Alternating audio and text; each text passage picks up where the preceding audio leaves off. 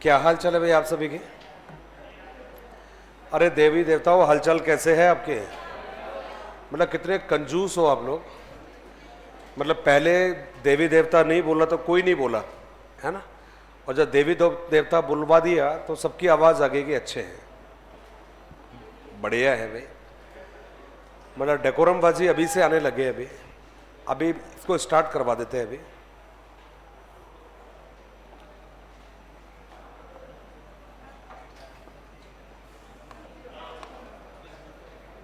और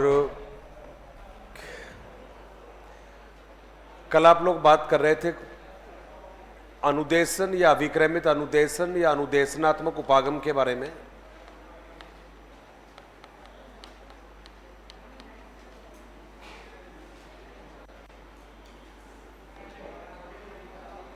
क्या एलईडी नहीं चल रही है?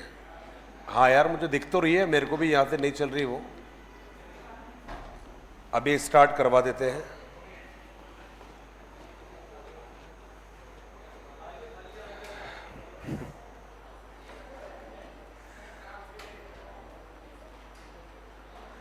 तो कल जो क्लास थी लास्ट में मैंने आपको इसके बारे में बताया था, छोटी छोटी बातें इसके बारे में मैंने बताई थी।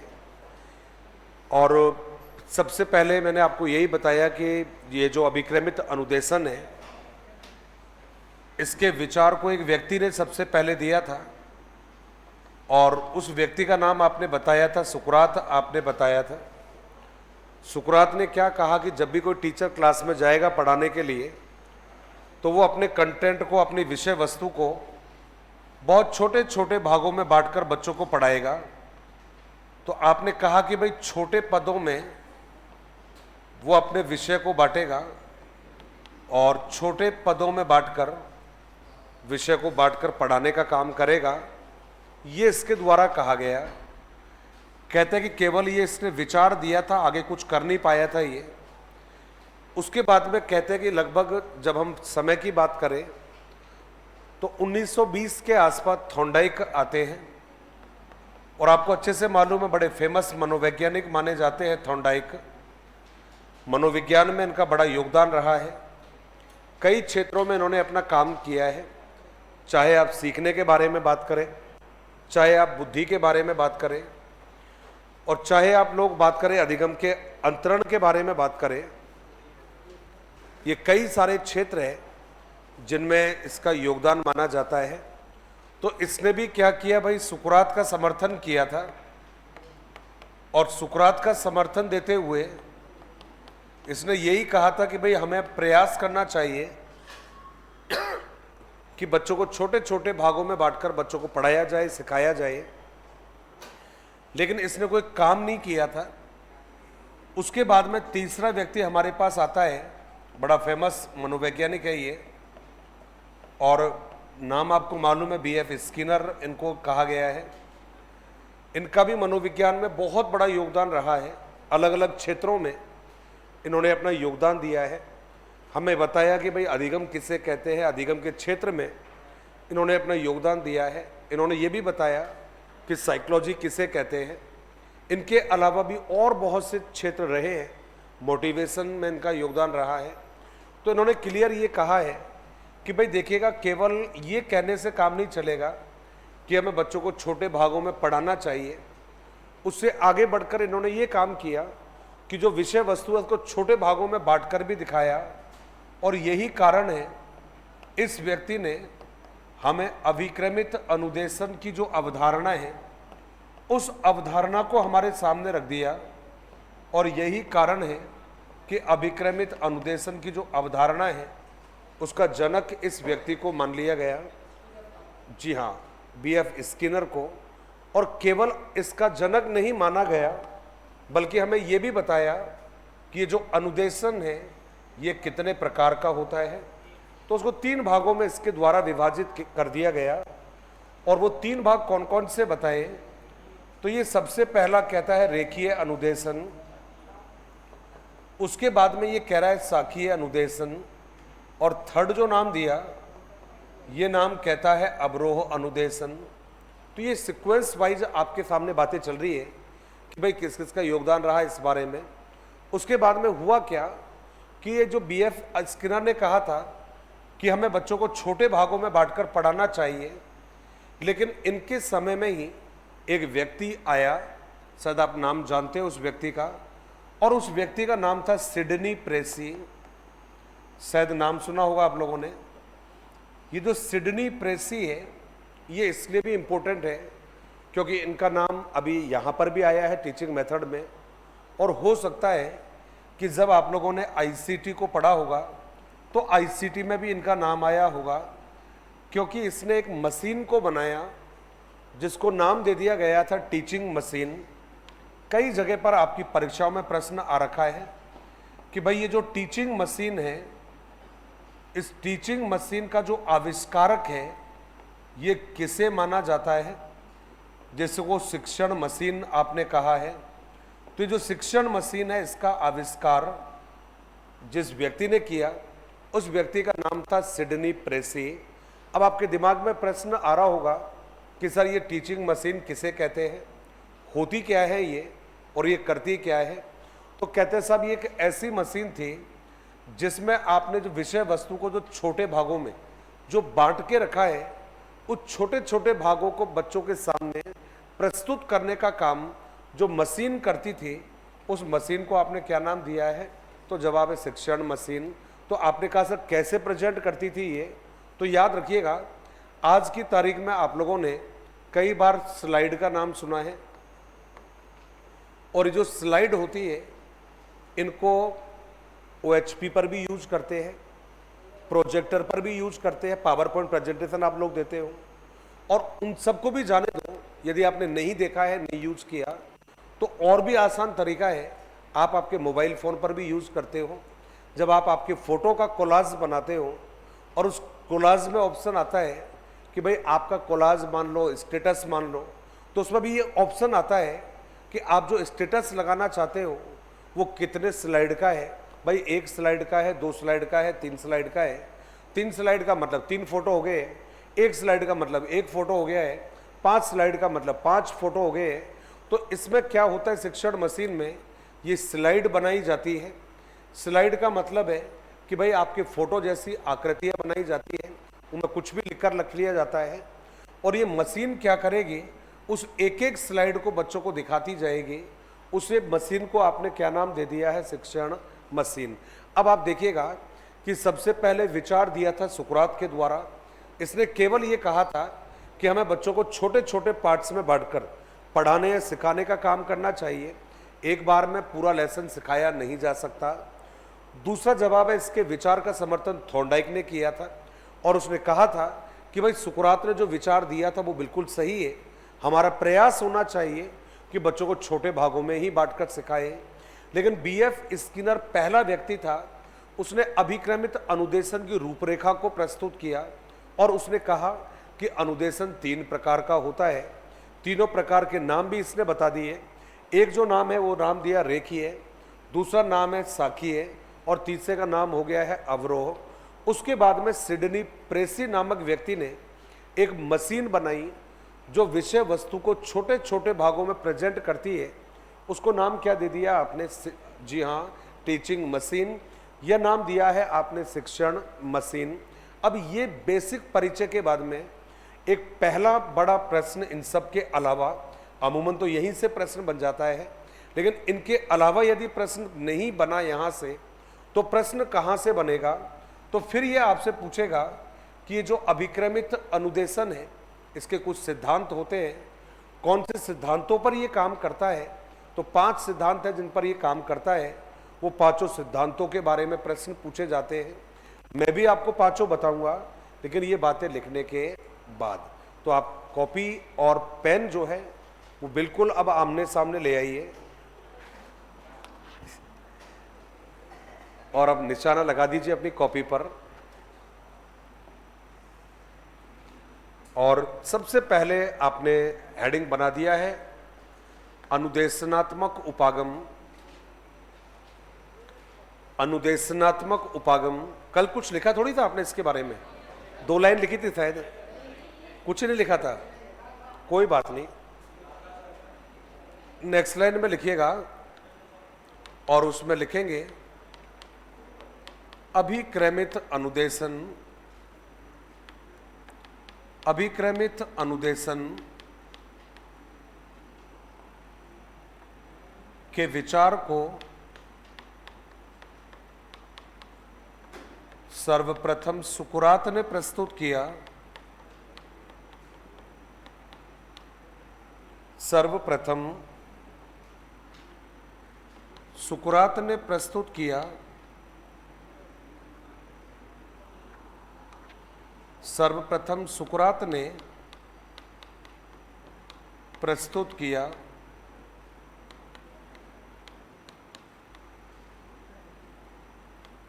उसके अनुसार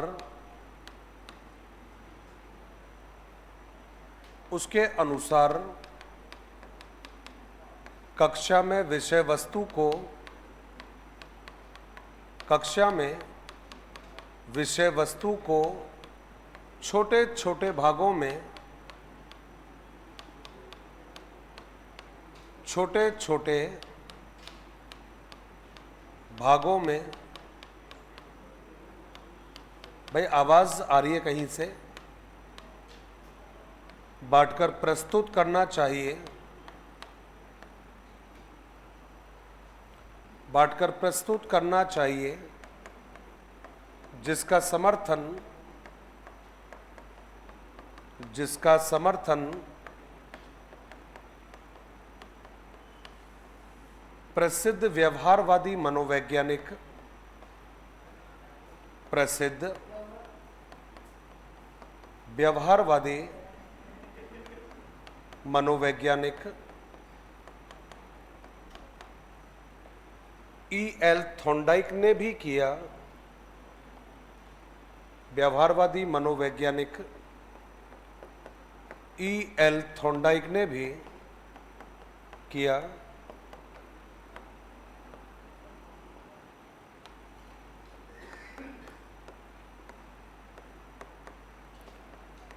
नेक्स्ट लाइन में लिखेंगे अभिक्रमित अनुदेशन, अभिक्रमित अनुदेशन की विचारधारा के जनक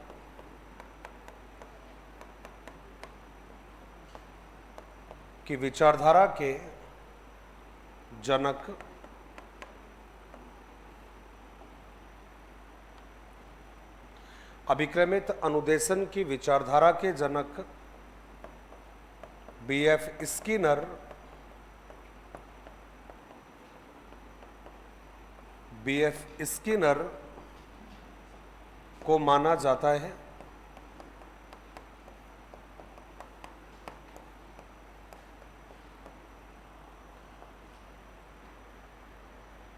नेक्स्ट लाइन में हम लिखेंगे अनुदेशनात्मक सामग्री को छोटे भागों में प्रस्तुत करने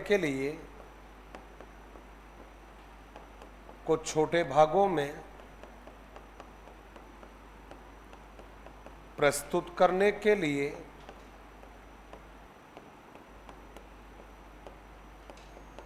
सिडनी प्रेसी के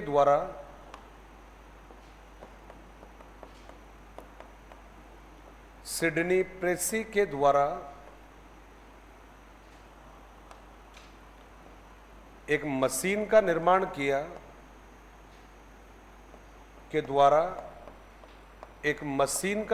किया, जिसे शिक्षण मशीन कहते हैं।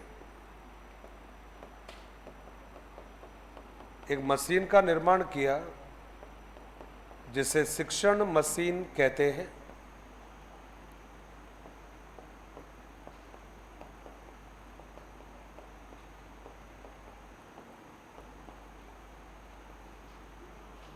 जिसे शिक्षण मशीन कहते हैं। ये आपका जवाब हो गया है। और कुल मिलाकर ये परिचय है इसका सबसे पहले जो आपने लिखा है। 3-4 महत्वपूर्ण बातें हैं। विचार का जब नाम पूछेगा तो सुकरात आपको ध्यान में रखना है। दूसरा जवाब है कि यदि समर्थन की बात करोगे सबसे पहले थॉर्नडाइक के द्वारा दिया गया है। जनक पूछोगे तो बीएफ स्किनर इसका हो गया है। और यदि पूछोगे कि भाई टीचिंग मशीन किसने बनाई, तो जवाब रहेगा सिडनी प्रेसी के द्वारा। और यदि पूछेगा भाई ये होता क्या है ये, तो इतना ध्यान रखना है कि जो विषय वस्तु है, जो कंटेंट है आपका, उसको हमें छोटे भागों में प्रस्तुत करना है। उसे आपने नाम दे दिया है शिक्षण मशीन, आपने कहा है, तो ओवरऑल काफ़ी इम्पोर्टेंट परिचय है इसका। अब जब हमने इसको पढ़ा है तो इसके बाद में पूछेगा कि साहब ये जो अभिक्रमित अनुदेशन है ये कौन से सिद्धांतों पर आधारित है, इसके सिद्धांत कौन कौन से हैं। तो कुछ सिद्धांत बड़े महत्वपूर्ण हैं, 5 छोटे छोटे नाम हैं जिनको हम प्रयास करेंगे कि हमें क्लास में याद हो जाए। और उनका पहला ही जो नाम है वो आपको सबसे पहले लिख दिया है और उसको नाम दिया है विषय वस्तु को छोटे भागों में विभाजित करते हैं तो पहला सिद्धांत ही बन गया है और उसका नाम है छोटे पदों का सिद्धांत। रिपीट कर रहा हूं, पहले सिद्धांत का नाम है छोटे पदों का सिद्धांत।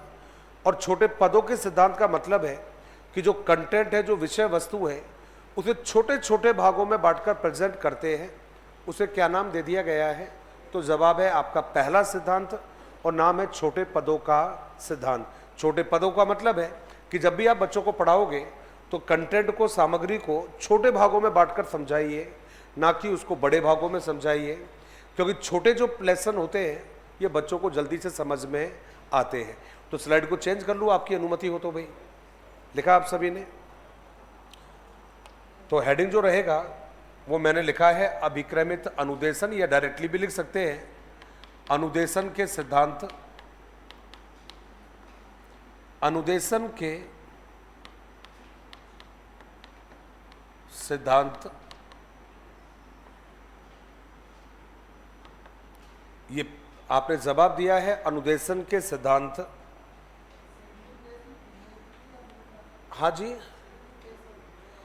सिडनी प्रेसी मेल था या फीमेल था?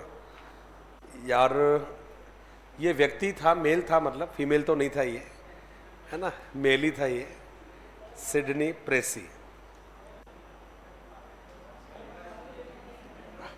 बड़ा प्रश्न बड़ा जोरदार पूछा, लेकिन है ना कि ये मेल है या फीमेल है। तो सिडनी प्रेसी मुझे लगता है 99.99% ये मेल ही था, ये फीमेल नहीं था ये। बाकी तेरे दिमाग में कहाँ से आई ये खुराफात ये? चलिए अच्छा है।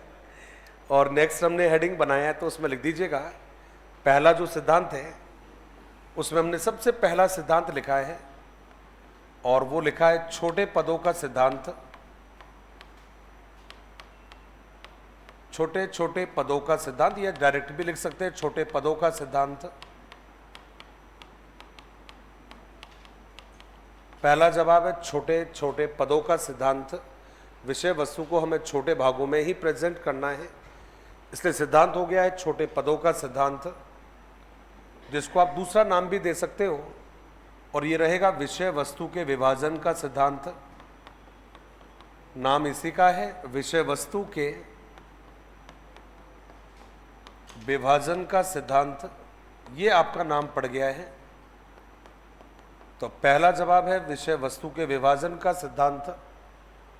दूसरा रहेगा छोटे छोटे पदों का सिद्धांत। अगला जवाब रहेगा, और उसमें हम लोगों ने लिखा है स्वक्रिया का सिद्धांत। स्वक्रिया का सिद्धांत। अब आप कहोगे सर ये स्वक्रिया का सिद्धांत क्या है? तो दरअसल में इसको स्वक्रिया कहोगे तो भी आपका चल जाएगा, और स्वक्रिया के अलावा यदि हमने दूसरा जवाब दिया है तो भी आपका जवाब चल जाएगा। और जब दोनों जवाब को आप ध्यान से देखोगे तो आपका जवाब है कि स्वक्रिया भी वही है और क्रियाशीलता भी वही है। तो दोनों में से जो अच्छा लगे आपको वो आप दे सकते हैं। स्वक्रिया भी कह सकते हो और क्रियाशीलता भी आप कह सकते हो। इसका मतलब है कि भाई इस अनुदेशन में बालक निष्क्रिय नहीं रहता है, बालक एक्टिव रहता है। बालक करके सीखता है, इसलिए आपने कौन सा सिद्धांत बना दिया है, चाहे स्वक्रिया का सिद्धांत, चाहे क्रियाशीलता का सिद्धांत। इसका मतलब है कि बालक करके सीखता है। ये आपका जवाब है। दूसरा जवाब हमने दिया है और उसको नाम दिया है आपने स्व परीक्षण कह दीजिएगा, और स्व परीक्षण नहीं कहना चाहो तो आप कह सकते हैं स्व जांच का सिद्धांत। इसका मतलब है कि इसमें बालक जो भी कार्य करता है उसके परिणामों की जांच वो खुद ही करता है कि मैंने जो जवाब दिए हैं, मैंने जो सीखा है वो सही है या गलत है। ये बच्चा खुद ही जांच करता है, इसलिए उसको क्या नाम दे दिया आपने, स्व परीक्षण या स्व जांच का सिद्धांत आपने कह दिया है। अगला जो जवाब है उसे कहते हैं तत्काल प्रतिपुष्टि का सिद्धांत। तत्काल प्रतिपुष्टि का सिद्धांत। अब आप कहोगे सर तत्काल प्रतिपुष्टि क्या कह रहे हैं, तो प्रतिपुष्टि का नाम तो आपको मालूम है, फीडबैक को कहते हैं, और तत्काल का मतलब होता है तुरंत, इंस्टेंट फीडबैक। इसका मतलब है कि बच्चे ने जो भी कार्य किया है उसको उसके परिचय से, उसके परिणामों के परिचय से तुरंत परिचित करा दिया जाता है। वो आपने जवाब दिया और इसको कहा तत्काल प्रतिपुष्टि का सिद्धांत। मतलब बालक के द्वारा जो भी गलतियां की जाती है, जो भी अच्छा प्रोग्रेस किया जाता है, उसको तुरंत बता दिए जाते हैं कि भाई आपने अच्छा सीखा है, आपने जवाब दिया है वो ठीक है। उसको आपने क्या नाम दिया है, तत्काल प्रतिपुष्टि आपने कहा है।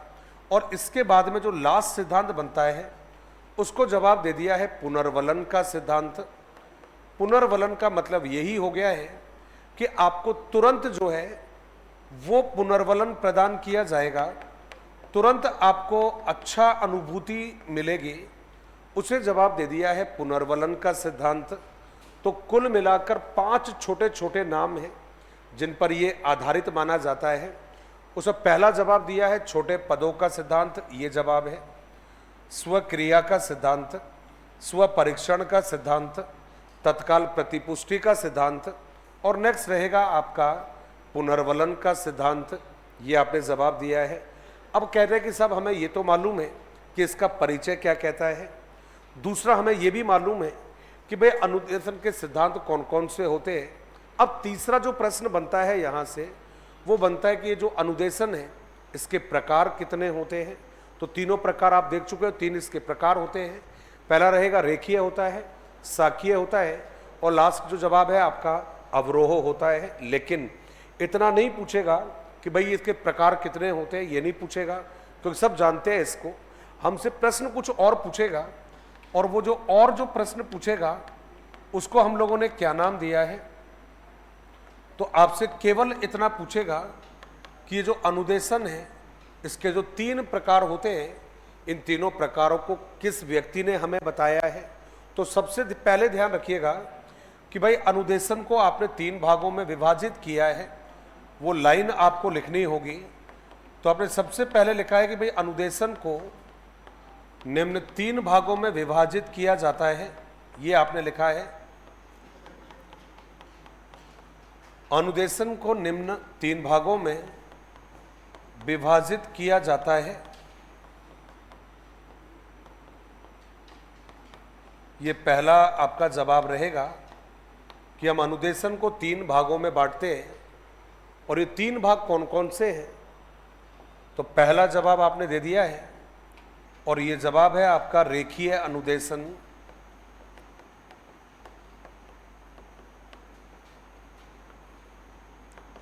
दो भाग बड़े महत्वपूर्ण है इसके बारे में, और जो 2 भाग हैं वो कौन कौन से महत्वपूर्ण है। रेखीय नाम इसका इसलिए पड़ा है क्योंकि इसमें विषय वस्तु को एक सीधे क्रम में प्रस्तुत किया जाता है, इसलिए इसका नाम क्या पड़ गया है, रेखीय अनुदेशन पड़ गया है। मैं रिपीट करूंगा, इसमें विषय वस्तु को एक सीधे क्रम में प्रस्तुत करते हैं, इसलिए इसका नाम पड़ा है रेखीय अनुदेशन। अब आपने कहा सर सीधी रेखा का मतलब क्या हुआ, तो भाई देखिएगा, सपोज करिए कोई लेसन है, कोई अध्याय है, और उस अध्याय को आप लोगों ने, मैं छोटा सा उदाहरण है, ज़्यादा बड़ा उदाहरण नहीं देंगे, आपने इस लेसन को 5 भागों में विभाजित कर दिया है, ये आपने जवाब दिया है। अब ये 5 जो भाग आपने बनाए हैं, इनको नाम भी आपने दे रखा है कि भाई पहला जो है वो तो भाग फर्स्ट हो गया है, फिर आपने कहा कि भाई भाग सेकंड भी इसका हो गया है, भाग थर्ड भी आपने इसका बना दिया है, भाग 4 भी आपने बनाया, और ये भाग इसका 5 भी बना दिया है। अब देखिएगा, कोई भी लेसन है जिसको आपने चाहे 5 भागों में बांटा है, चाहे 3 भागों में बांटा है, चाहे 4 भागों में बांटा है, अब जब भी बच्चों को पढ़ाओगे, मेरा शायद ये मानना है, आप मुझे जरूर बताना एक बार, मुझे लगता है कि शायद पहला आप यही पढ़ाओगे या पहले ये पढ़ाओगे, आप पहले 5वां भाग पढ़ाओगे या पहला भाग पढ़ाओगे? पहला भाग ही पढ़ाओगे। जब आप बच्चों को पहला भाग पढ़ा दोगे, फिर कौन सा भाग पढ़ाओगे? दूसरा भाग पढ़ाओगे। दूसरे के बाद में कौन सा लोगे? तीसरा लोगे। तीसरे के बाद में चौथा भाग पढ़ाओगे, और चौथे के बाद में 5वां भाग पढ़ाओगे। चूंकि ये जो विषय वस्तु है, ये एक सीधे क्रम में बच्चों के सामने रखी जाती है, एक निश्चित क्रम में रखी जाती है, इसलिए इसका पहला ही जो प्रकार है वो कौन सा बन गया है? रेखीय अनुदेशन। तो आपका जवाब क्या रहेगा कि रेखीय अनुदेशन में विषय वस्तु को एक सीधे क्रम में प्रस्तुत करते हैं, इसलिए इसका नाम पड़ गया है रेखीय अनुदेशन। अब इसके अलावा 2 बातें आपको याद रखनी है, क्लास में याद रखनी है, अभी याद करवा देंगे आपको। कहते हैं ये जो रेखीय अनुदेशन है, इसको जिस व्यक्ति ने विभाजित किया है, जिसने प्रस्तुत किया है, उसका नाम है BF स्किनर। मैं रिपीट करूंगा, रेखीय अनुदेशन का जनक जिस व्यक्ति को माना जाता है, उस व्यक्ति का नाम है BF स्किनर। डायरेक्टली प्रश्न पूछे गए हैं परीक्षा में कि रेखीय अनुदेशन का जनक कौन से विद्वान को माना जाता है, तो जवाब है BF स्किनर को। और BF स्किनर ने इसे प्रस्तुत किया था 1954 में। कब किया था? 1954 में। अब 3 ही बात तो है जो याद करनी थी आपको। पहला जवाब, रेखीय अनुदेशन क्यों नाम दिया गया? क्योंकि इसमें विषय वस्तु को एक सीधे क्रम में, निश्चित क्रम में प्रस्तुत करते हैं, इसलिए इसका प्रस्तुतिकरण एक विद्वान ने किया जिसका नाम है BF स्किनर। और BF स्किनर ने इसको कब प्रेजेंट किया? तो आपका जवाब है 1954 में। हालचाल कैसे आप लोगों के? बढ़िया है। आज ये विज्ञान वाला मामला समेट दूंगा भाई मैं, विज्ञान वाला 100%। ये तो कल ही फ्री हो गया था यार ये तो, लेकिन आपकी फरमाइश कल कितनी थी, तो आपको भी ध्यान होगा। आप लोगों को चुन चुनकर, खोज कर, पता नहीं कहां कहां से विधियों के नाम निकाले थे आप लोगों ने। फिर मेरे को भी, मेरी आदत है, चाहे मैदान, चाहे क्लास का हो, चाहे जिंदगी का हो, चाहे जंग का हो, कभी पीठ दिखाकर मैं भी भागा नहीं आज तक। तो मैंने वो सारी फरमाइशें यहाँ पर पूरी करवाई। आज उपागम है, और कुछ उपागम ऐसे बताऊँगा जो आपने सोचा नहीं होगा कि यार ये भी पढ़ना था क्या, परीक्षा में आए हुए हैं। लेकिन जब कंप्लीट करके जाऊंगा अब ये विज्ञान वाला पार्ट, और आप भी जब कंप्लीट करोगे आज, तो आप सभी के चेहरे पर मुस्कान होगी कि यार कम से कम यार ये चीज़ें तो पढ़ ली हम लोगों ने। हमने सुना नहीं था कि इनको पढ़ना है क्या। और मैं पुराने पेपर को, मेरी आदत है, मैं देख रहा था आज बैठ कर, खूब सारे देखे मैंने, मज़ा आ गया था कि कल मैं प्लानिंग कर रखा था कि उपागम में मुझे 2 उपागम वो पढ़ाने हैं जो अमूमन कोई नहीं पढ़ा था। और जब मैं प्रश्न चेक कर रहा था तो इतना खुशी हुई, कम से कम 8 से 9 प्रश्न 2 उपागमों में से मिले थे, मतलब अलग अलग एग्जाम में, कभी एक पूछा, कभी दूसरा पूछा, कभी तीसरा पूछा। तो मुझे अच्छा लगा मेरे को, क्योंकि आप में से कई लोग कह रहे थे कि सर कई बार प्रश्न नहीं मिले तो कई बार आंसर की नहीं मिली। ढूंढे थे ना आप लोगों ने? क्या कह रहे थे? कई बार तो कुछ लोग कह रहे थे प्रश्न नहीं मिले, और कई बार क्या कह रहे थे? आंसर की नहीं मिले थे। ऐसा कैसे हो सकता है? चलो आज देखते हैं अभी कैसे नहीं मिलेगा ये। तो इसमें पहले ये जो आपका रेखीय अनुदेशन है, इसमें कुछ लाइनें हैं वो लिखेंगे हम लोग, और इसमें लिखेंगे साहब, इसमें विषय वस्तु को, इसमें विषय वस्तु को एक सीधे क्रम में प्रस्तुत करते हैं।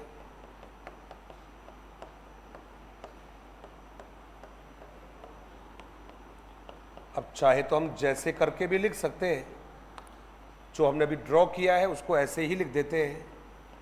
ये हो गया है पद फर्स्ट हो गया है, 3-4 ऑप्शन लिख देते हैं बस। पहला पद पहले दिखाएंगे, दूसरा पद फिर दूसरे नंबर पर दिखाएंगे, तीसरा पद हम तीसरे नंबर पर दिखाएंगे, और चौथा जो पद होगा वो चौथे नंबर पर ही दिखाएंगे। पद यदि ज़्यादा है तो क्रम यही रहेगा, चौथे के बाद में पांचवा, पांचवे के बाद में छठा, वो इसी तरह से आपका सीक्वेंस बढ़ता जाएगा। नेक्स्ट लाइन में हमने लिखा है, और इसमें लिखा इस अनुदेशन का जनक, इस अनुदेशन का जनक बीएफ स्किनर। भाई ये स्किनर भी दो है, आपको ध्यान होगा ना, एक का नाम है बीएफ स्किनर, इसलिए मैं बार बार आपको ध्यान होगा मैंने केवल स्किनर नहीं लिखवाया, मैंने बीएफ स्किनर बोला है, क्योंकि एग्जामिनर दोनों स्किनर का नाम दे सकता है, बीएफ स्किनर और दूसरे का नाम है सी स्किनर। क्या नाम है? सी स्किनर। सी को नाम दिया था चार्ल्स स्किनर, तो एक तो हो गया है ब्यूरस फ्रेडरिक स्किनर और दूसरे का नाम है चार्ल्स स्किनर। चार्ल्स स्किनर वो ही है, यदि नहीं पढ़ा होगा तो याद दिला रहा हूं, उसने कोटेशन आपको दी थी कि शिक्षा मनोविज्ञान शिक्षकों की तैयारी की आधारशिला है। वो जवाब किसने दिया था? सी स्किनर ने दिया था। और लोग क्या करते हैं कि उसमें भी डायरेक्टली डालकर आ जाते हैं बीएफ स्किनर, गलत जवाब है वो। शिक्षकों की तैयारी की आधारशिला मनोविज्ञान को बताने वाला चार्ल्स स्किनर है, और अभिप्रेरणा को अधिगम का राजकीय राजमार्ग और ऑपरेंट थ्योरी देने वाला जो विद्वान है वो कौन है? BF Skinner. तो हमने लिखा है इसमें इस अनुदेशन का जनक बीएफ स्किनर, वर्ष भी साथ में लिख देंगे, 1954 को माना जाता है।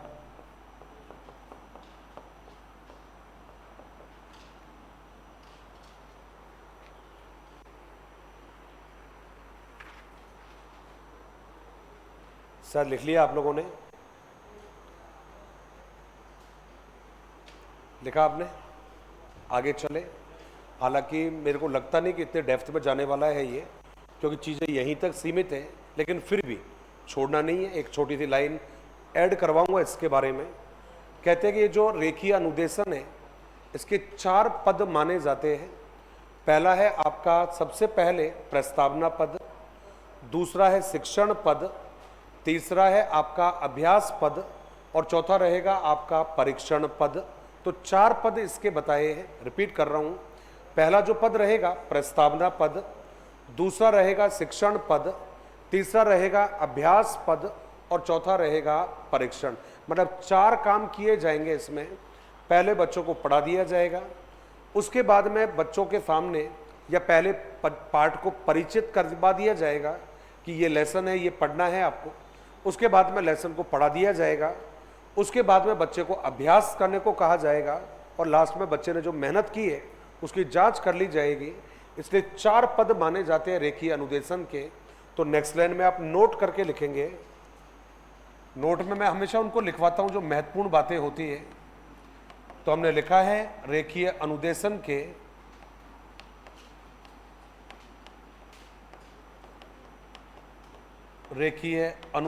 के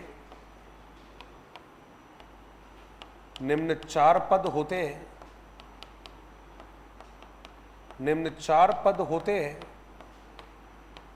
पहला जो लिखा आपने वो लिखा है प्रस्तावना पद। पहला हो गया है प्रस्तावना पद। दूसरा लिखेंगे और उसमें लिखा हमने शिक्षण पद। थर्ड में लिखा है अभ्यास पद।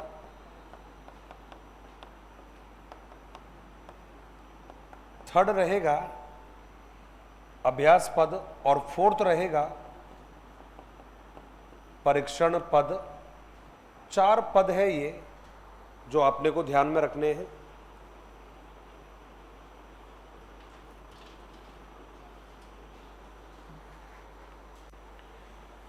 प्रस्तावना, शिक्षण, अभ्यास और परीक्षण, ये 4 पद है ये। ये नाम बड़ा जोरदार है, ये वाला कौन से वाला? प्रस्तावना। परीक्षा में आया हुआ है ये, इसको दोबारा भी पढ़ाऊंगा, लेकिन फिलहाल मीनिंग बता रहा हूं। कहते साहब ये पाठ का परिचय कराता है, ये पाठ का परिचय कराने वाला पद है ये। इसी को कहा जाता है introductory part of the lesson, पाठ का परिचय कराने वाला पद। और यही वो पद होता है जिसके आधार पर एक पढ़ने वाला, एक पढ़ाने वाला अपने पूर्व ज्ञान और जो नवीन ज्ञान है उस नवीन ज्ञान को जोड़ने का काम करता है। कई दफ़ा परीक्षा में प्रश्न पूछा गया है कि पूर्व ज्ञान और नवीन ज्ञान को जोड़ने वाली जो क्रिया होती है उसे हम किस नाम से जानते हैं? तो आपका जवाब रहेगा प्रस्तावना, पद के नाम से जाना जाएगा। तो ये पहला प्रकार था जिसको आपने नाम दिया है रेखीय अनुदेशन। दूसरा जो जवाब है आपका, उसमें हम लिखेंगे साखीय। सेकंड है आपका साखीय अनुदेशन। साखीय अनुदेशन मुझे आज तक समझ में नहीं आया कि मामला क्या है ये, लेकिन ये सत्य है ये बात कि तीनों में से सबसे ज़्यादा यदि कोई प्रश्न पूछा गया है तो वो साखीय अनुदेशन का है वो। और प्रश्न भी यही पूछा गया है कि इसका जनक किसे माना जाएगा, तो आपने जवाब दे दिया भाई इसका जो जनक है वो एक विद्वान को माना जाएगा और उस विद्वान का नाम है नॉर्मन ए क्राउडर। रिपीट कर रहा हूँ, नॉर्मन ए क्राउडर। हमेशा यही प्रश्न पूछा गया है कि साखीय अनुदेशन का जनक किसे माना जाता है, तो जवाब है आपका नॉर्मन ए क्राउडर। तो हमने पहला जवाब दिया है और लिखा कि साहब इस अनुदेशन का जनक नॉर्मन ए क्राउडर को माना जाता है। यह आपका जवाब है, नॉर्मन ए क्राउडर को माना जाता है। नॉर्मन ए क्राउडर को माना जाता है। इस अनुदेशन का जनक नॉर्मन ए क्राउडर को माना जाता है। वर्ष भी तो बताना पड़ेगा कि साहब वर्ष कौन सी थी और कब इसको प्रेजेंट किया था। तो कहते हैं साहब 1960 में इसको प्रस्तुत किया गया है। कब रखा था? 1960 में। तो दो नाम बड़े महत्वपूर्ण हैं। पहला तो इसका जनक जो है नॉर्मन क्राउडर को माना जाता है। दूसरा, इसको 1960 में इसको प्रस्तुत किया गया है, ये हमने जवाब दिया है। अब आपके भी मन में आ रहा होगा कि सर इसको साखीय क्यों कहा है, तो इसका कारण है कि इसमें जो विषय वस्तु है, जो विषय सामग्री है, उस विषय सामग्री को विकल्पों के साथ में प्रस्तुत करते हैं। और विषय सामग्री को विकल्पों के माध्यम से प्रस्तुत करने का मतलब है कि जैसे आप लोगों के ऑब्जेक्टिव टाइप परीक्षाएं होती है, जैसा ये हो गया है, पहला पद हो गया है। अब इस पहले पद के 3 या 4 या 2 विकल्प रख दिए जाते हैं। जैसे मैंने 3 रख दिए हैं, 4 रख सकते हो आप। तो जैसे ये विकल्प जो दिए हैं, इस विकल्प को कहा जाता है शाखाएं कहा जाता है। अब सपोज करिए ये पहला पद है, पहले पद के आपने 3 विकल्प रख दिए हैं। अब इसमें कंडीशन ये है कि जब तक बालक सही विकल्प को नहीं चुनेगा उसको अगला पद दिखाया नहीं जाएगा। इसको हम यूं कह सकते हैं कि ये पहला प्रश्न है, इस पहले प्रश्न के 3 आंसर हैं और जब तक बच्चा सही आंसर को नहीं चुनेगा उसको अगले पद पर जाया नहीं जाएगा। ये तो वही वाली बात हो गई, जब आप लोग ऑनलाइन परीक्षा देते हो तो आपके पास 2 तरीके हैं, या तो प्रश्न का जवाब दो और या प्रश्न को स्किप करो। दोनों में से जब तक कोई सा एक काम नहीं करोगे तो आपकी स्क्रीन पर अगला प्रश्न नहीं आएगा। तो हमने जवाब दिया पहला पद है, 3 विकल्प है। अब जब तक बच्चा सही प्रश्न नहीं देगा अगला प्रश्न उसके सामने नहीं आएगा। अब सपोज करिए बच्चे ने इस प्रश्न का जवाब ए दिया है और ए जवाब गलत है, इसका जवाब बी सही है। अब जब तक बच्चा बी जवाब नहीं देगा बच्चे को अगला पद नहीं दिखाया जाएगा। जैसे बच्चों ने ए जवाब दे दिया है, ए जवाब देते ही बच्चे की स्क्रीन पर आ जाएगा भैया रॉन्ग जवाब है ये। अब उसके नीचे उसकी व्याख्या लिखी होगी कि ये ए गलत क्यों है, तो वहाँ नीचे व्याख्या लिखी होगी, उसमें बताया जाएगा कि इसका जवाब तो बी है। अब जब बच्चा बी जवाब देगा तभी उसके सामने सेकंड पद सामने आएगा, और जो सेकंड पद है उसके भी वही पहले के समान ही 3 ही विकल्प दे रखे हैं, यही ए बी सी आपने लिखा हुआ है। अब जब तक बालक यहाँ पर भी सही विकल्प का चयन नहीं करेगा, अगला पद उसके सामने नहीं आएगा। सपोज करिए बच्चे ने सी दिया है लेकिन आंसर उसका ए था, तो अब जब तक बच्चा ए पद का जवाब नहीं चुनेगा तब तक उसके सामने अगला पद नहीं आएगा। चूंकि विषय सामग्री किसके माध्यम से जारी है, विकल्पों के माध्यम से जारी है, और इन्हीं विकल्पों को क्या नाम दे दिया है, शाखाएं कहा है, तो इसका नाम पड़ गया है शाखीय अनुदेशन। अब इस अनुदेशन के बारे में सबसे महत्वपूर्ण जो बात है जो आपसे परीक्षा में पूछी जाती है वो क्या है कि भाई ये जो शाखीय अनुदेशन है इसका एक महत्वपूर्ण उद्देश्य है। ये जो शाखीय अनुदेशन है इसकी एक महत्वपूर्ण विशेषता है, और वो महत्वपूर्ण विशेषता क्या है कि इसमें निदान और उपचार की व्यवस्था होती है। मैं रिपीट कर रहा हूं कि शाखीय अनुदेशन में निदान एवं उपचार की व्यवस्था होती है, और प्रश्न परीक्षा में डायरेक्टली पूछा गया है कि साहब निम्न में से अनुदेशन के कौन से प्रकार में निदान एवं उपचार की व्यवस्था रहती है। तीनों ऑप्शन मिलेंगे आपको, रेखीय मिलेगा, शाखीय मिलेगा और अवरोह मिलेगा, और चौथे में मिलेगा उपरोक्त सभी। तब आपका जवाब क्या रहेगा, शाखीय। तो आपने कहा सर इसमें निदान और उपचार कहां पर हुआ ना भाई, बच्चे का जवाब यदि बच्चे ने ए दिया है और ए जवाब गलत है तो यहां पर बताया जाता है कि आपका ए जवाब गलत क्यों है, और जब बच्चे को बता दिया जाएगा कि ए जवाब गलत इसलिए है और इसका आंसर सही क्या है, उसी को क्या कहा है, निदान एवं उपचार। तो आपका बहुत महत्वपूर्ण जगह है ये, और इसमें हमें केवल ये लिखना है कि शाखीय अनुदेशन में निदान एवं उपचार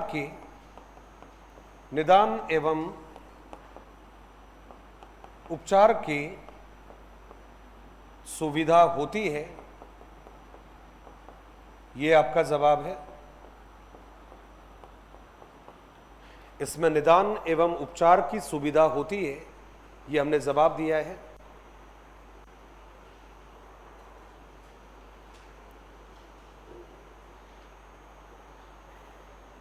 विषय सामग्री वाला तो उदाहरण दिया था मैंने कि भाई शाखीय क्यों कहते हैं, क्योंकि इसमें जो विषय वस्तु होती है उसे विकल्पों के माध्यम से प्रस्तुत करते हैं, इसलिए इसका नाम क्या पड़ गया है, शाखीय अनुदेशन।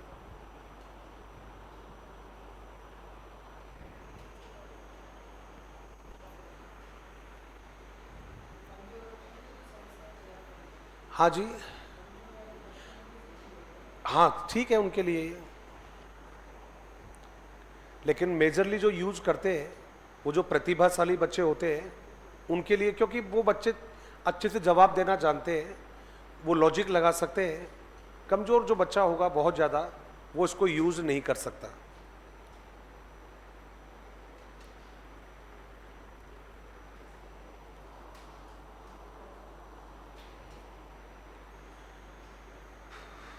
सर लिख लिया आप लोगों ने?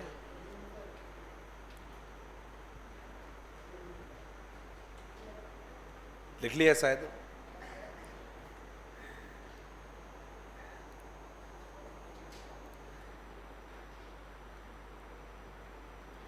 ये आपकी कंप्लीट कॉपी है, ये टीचिंग मेथड्स के लिए आप के दिमाग में रहता भी है, आप पूछते भी हो।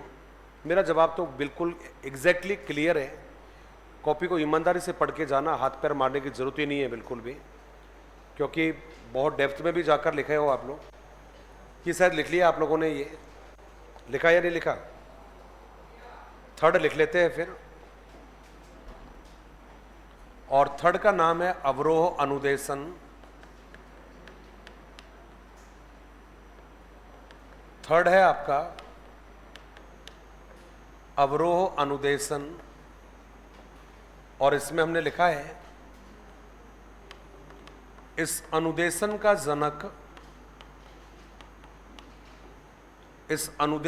जनक थॉमस गिलबर्ट को माना जाता है। थॉमस गिलबर्ट को माना जाता है। थॉमस गिलबर्ट को माना जाता है। अब इसका भी जो समय है वो हमें लिखना है, और जो समय है आपका, पहले वाले का कितना लिखा था भाई आपने, और दूसरे का 62 लिखा था, 60 लिखा था? हाँ, फिर ठीक है। इसका जो समय है वो माना जाएगा 1962। अब 3 नाम याद करने थे आपको, तीनों को जनक और तीनों के वर्ष कौन से वाला कब दिया था, बस ये आपका काम रहेगा। 5 सिद्धांत याद रखने हैं, बस निदान उपचार की सुविधा किस में है, सेकंड वाले में है। इसके अलावा माथाफोड़ी करने की आवश्यकता बिल्कुल भी नहीं है। अब कईयों के मन में प्रश्न आ रहा होगा कि सर इसका नाम अवरोह क्यों पड़ा?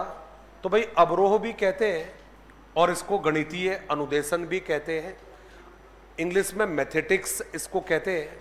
अब प्रश्न आएगा सर मैथेटिक्स क्यों कहा, गणितीय क्यों कहा, अवरोह क्यों कहा? तो कहते हैं कि इसमें सामान्य जो कार्य है वो पहले कराते हैं और विशिष्ट काम बाद में कराते हैं।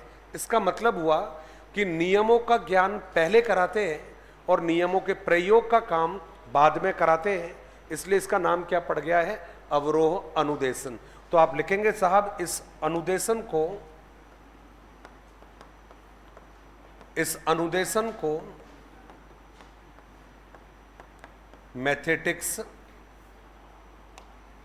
मैथेटिक्स, ये जवाब दिया है मैथेटिक्स या गणितीय अनुदेशन भी कहते हैं, या गणितीय अनुदेशन भी कहते हैं। ये आपका जवाब हो गया कि भाई इसको आपने अलग नाम भी दिया है, चाहे मैथेटिक्स कह देना, चाहे गणितीय अनुदेशन कह देना। ये आपके 3 अनुदेशन हो गए हैं। इसके अलग वाली लाइन में इसी के बारे में एक छोटी सी लाइन लिख देना और उसके आगे इंपॉर्टेंट लिख देना। इसमें केवल हमने लिखा है इसका उद्देश्य विषय वस्तु पर बालक का स्थायित्व, बालक का मास्टरी को क्या बोलते हैं भाई, स्वामित्व स्थापित करना होता है। इसका उद्देश्य क्या है, विषय वस्तु पर बालकों का स्वामित्व स्थापित करना, और स्वामित्व का मतलब होता है बालकों की मास्टरी। इसका उद्देश्य है कि बालकों की मास्टरी साबित हो जाए, और उसको नाम दिया है बालकों का स्वामित्व स्थापित करना ही हमारा उद्देश्य रहता है। ये भाई आपका अभिक्रमित अनुदेशन रहा है। ये पढ़ लिया क्या आप लोगों ने, लिखा कॉपी में भी? अरे वाह, आप लोगों ने आईसीटी कंप्लीट हो गया आपका, ये पढ़ा होगा वहां पर। चलिए कोई बात नहीं।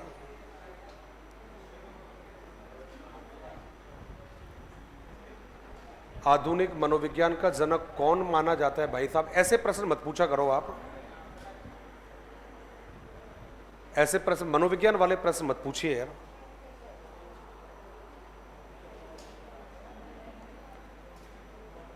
केवल एक नाम बता रहा हूं।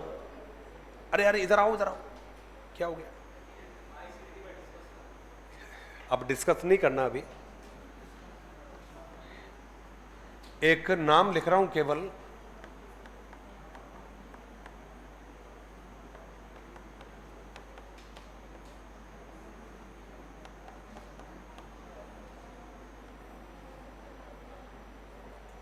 ये भी आपके आईसीटी में ही आता है ये, तो एक लाइन बस केवल नोट करके लिखवाऊंगा मैं आप लोगों को, और वो है कंप्यूटर सहाय उपागम का जनक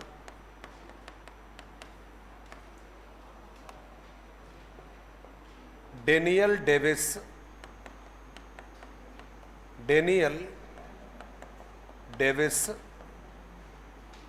एवं लॉरेंस स्टूलोरो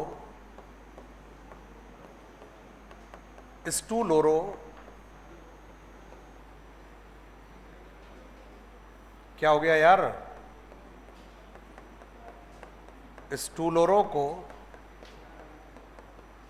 माना जाता है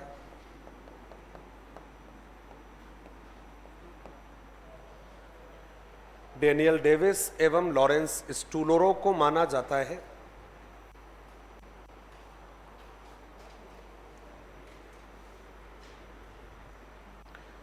मतलब कंप्यूटर भी बच्चों को सिखा सकता है, कंप्यूटर भी बच्चों को टीचर के समान कमांड दे सकता है, टीचर के स्थान को काफ़ी हद तक कंप्यूटर ले सकता है। उसे क्या नाम दिया था आपने, कंप्यूटर सहाय उपागम जनक कौन माना जाता है, डेनियल डेविस और लॉरेंस स्टूलोरो। क्या है, कंप्यूटर बच्चों को सिखा सकता है, कंप्यूटर से बच्चा सीख सकता है, उसको नाम दिया था आपने कंप्यूटर सहाय अनुदेशन या कंप्यूटर सहाय उपागम। अब भाई आपके उपागम कंप्लीट होते हैं, उपागम क्या होते हैं, कंप्लीट होते हैं। और उपागम जब कंप्लीट हो गए तो आप में से किसी एक ने कहा था कि सर गणित की चुनौतियां रह गई थी, तो वो गणित की चुनौतियां मैं लास्ट में भी करवा देता हूं आपको। नहीं करनी तो कोई बात नहीं, यदि करनी है तो मुझे बता देना एक बार। गणित की चुनौतियां रह गई थी एक, लेकिन गणित की चुनौतियों के अलावा क्योंकि आपने जो कहा था वो मैंने करा दिया है, अब जो मुझे करवाना था उपागम में, हाँ जी क्या कह रहा था, दोबारा बोलो। सहायक सामग्री साइंस की तो यार वो तो कॉमन ही है, केवल गणित के अलग होती, तो गणित की जो अलग होती है मैंने वो अलग गणित की लिखवा दी थी। गणित की के अलावा जो बाकी सामग्री आती है वो तो सबकी कॉमन है, वो तो चाहे आप एसएस में पढ़ना चाहे किसी में भी पढ़ना। क्या कह रहे भाई, इसकी अलग होगी, अलग तो कहां है यार, इसकी अलग कहां से लाओगे, जो कॉमन जो पार्ट है वो तो सब में एक ही होता है वो तो। चलिए वापस आइए अभी क्लास में, और कोई डाउट है तो मेरे से बाद में पूछना। अभी आपके हिसाब से चीज़ें तैयार है, अभी कंप्लीट है, और अब मेरे हिसाब से जो चीज़ बाकी है वो ध्यान से अब सुनना समझना। एक नाम तो बाकी है,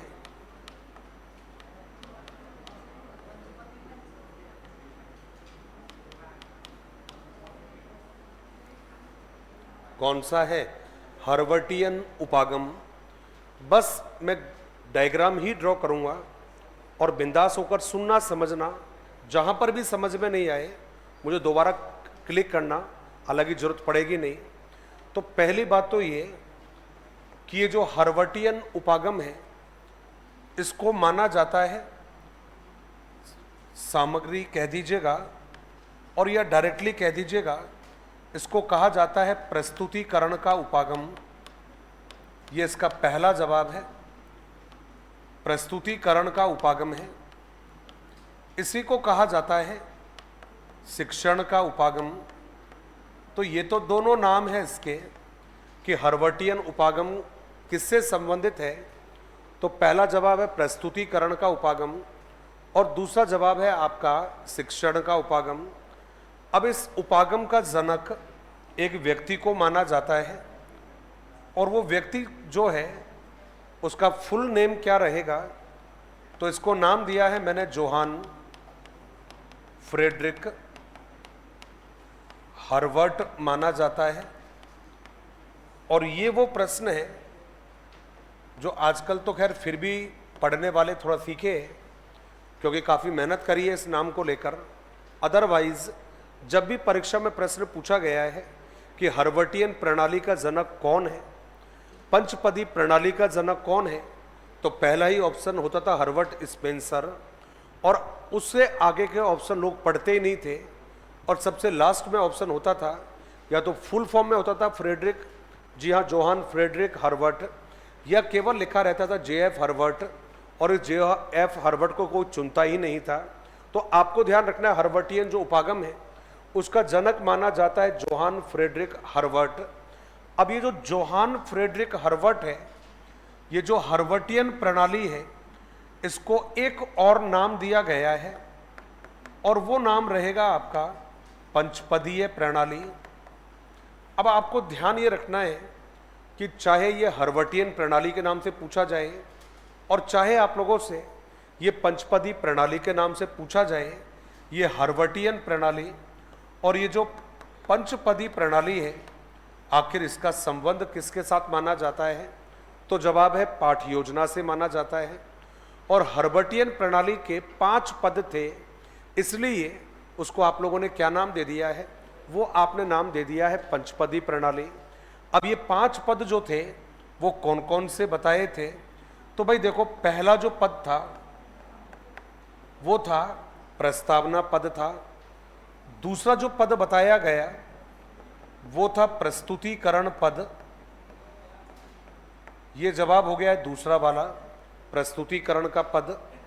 जो तीसरा जवाब है, इसको जवाब दिया था व्यवस्था पद। व्यवस्था के बाद में आ गया था तुलना पद और तुलना के बाद में अगला नाम आ गया था और वो नाम हो गया है आपका सामान्यीकरण पद। तो कुल नहीं ऐसे वो नहीं यार,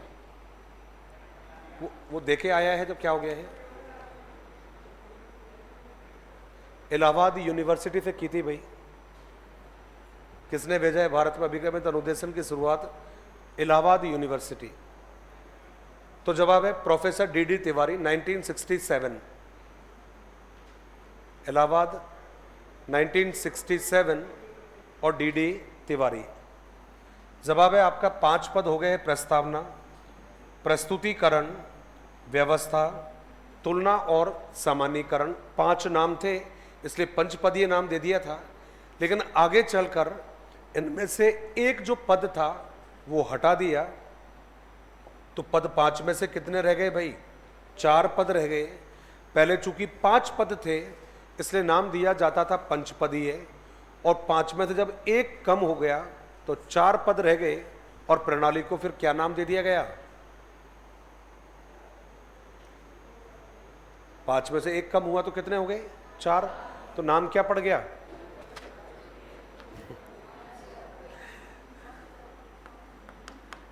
चार पदीय था या पंचपदीय नाम था?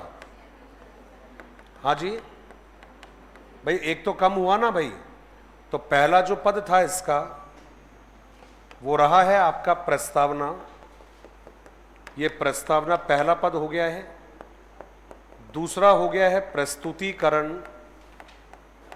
तीसरा जो था वो समाप्त जो किया था, जो हटाया था, उसका नाम था व्यवस्था। तो व्यवस्था हटा तो चौथे नंबर का तीसरे नंबर पर आ गया, 5वें नंबर पर आ गया चौथे नंबर पर, और व्यवस्था के स्थान पर नया पद जोड़ा जिसका नाम था अनुप्रयोग, और इसी को कहा जाता है प्रयोग। तो भाई देखिएगा, आपसे पूछेगा हर्वर्टियन जो उपागम है ये किसके साथ संबंधित है? तो जवाब है प्रस्तुतिकरण के साथ में या शिक्षण के साथ में। इसका जनक कौन है? जोहान फ्रेडरिक हर्वर्ट, जिसको शॉर्ट में हम लोग नाम देते हैं, और वो नाम रहेगा आपका JF हर्वर्ट। ये आपने नाम दिया है। दूसरा जवाब है कि भाई इस प्रणाली को दूसरे किस नाम से जानते हैं? तो जवाब है पंचपदी प्रणाली के नाम से। 5 पद पहले कौन से थे? तो पहले तो था प्रस्तावना, प्रस्तुतिकरण, व्यवस्था, तुलना और सामान्यीकरण। लेकिन ये व्यवस्था नामक पद हटाया और इसके स्थान पर नया पद जोड़ा जिसको नाम दिया है अनुप्रयोग। तो कई बार तो डायरेक्टली प्रश्न पूछते हैं कि सब पंचपदी प्रणाली में से व्यवस्था नामक पद के स्थान पर कौन सा नवीन पद जोड़ा गया? तो जवाब रहेगा अनुप्रयोग। कई बार प्रश्न पूछा गया है आपसे कि सब पंचपदी प्रणाली का वर्तमान में अंतिम पद कौन सा है? तो अंतिम कौन सा है? अनुप्रयोग। और यहां भी पूछा है कि पंचपदी जो प्रणाली है उसका नवीनतम पद कौन सा है? तो भी आपका जवाब रहेगा अनुप्रयोग। तो प्लीज एक बार हेडिंग इसी तरह से बनाकर इसको हम ड्रॉ करेंगे। फिर एक उपागम और है मॉरिसन का उपागम, उसे भी बताऊंगा। तो हेडिंग रहेगा आपका हर्वर्टियन उपागम। जवाब है हर्वटियन उपागम। हर्वटियन उपागम को प्रस्तुतिकरण या शिक्षण का उपागम कहते हैं।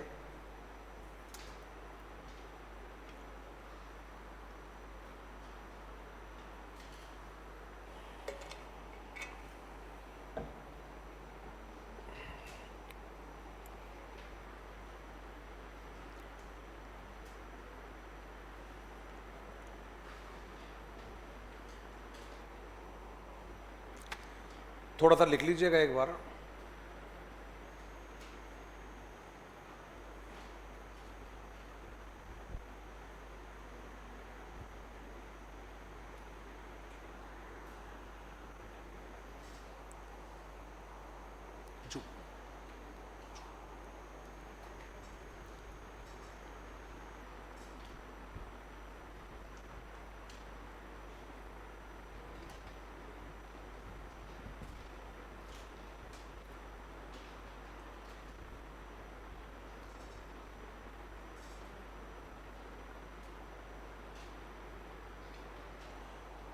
थोड़ा सा एक बार और जूम कर दें।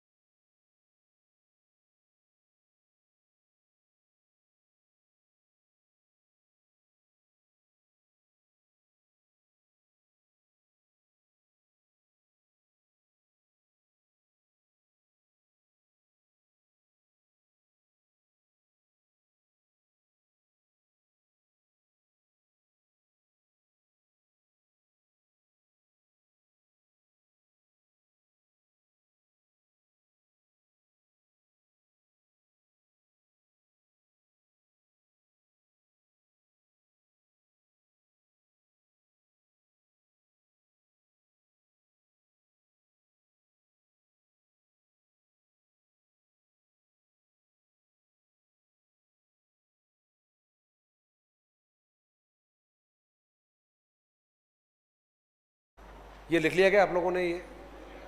और मुझे तो आप ही तो बताओगे ना भाई, आप ही तो मना करोगे मेरे को, सर मत पढ़ाओ ये तो। नहीं, अब ये मैसेज कोई थोड़ी होता है कि यार मैं किसी को नीचा दिखाऊंगा यार, मेरे को क्या गरज पड़ी नीचा दिखाने की। हाँ, लेकिन शौक जरूर है अपने आप को बड़ा करने का, किसी को छोटा करने का अपना कभी उद्देश्य नहीं है। तो पता नहीं अब ये क्यों बोल रहे हैं ये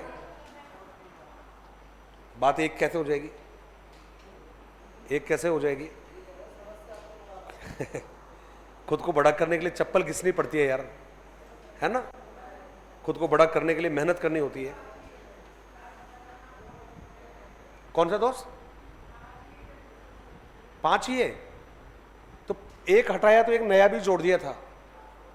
1 2 3 4 5, 4 पढ़ाए थे।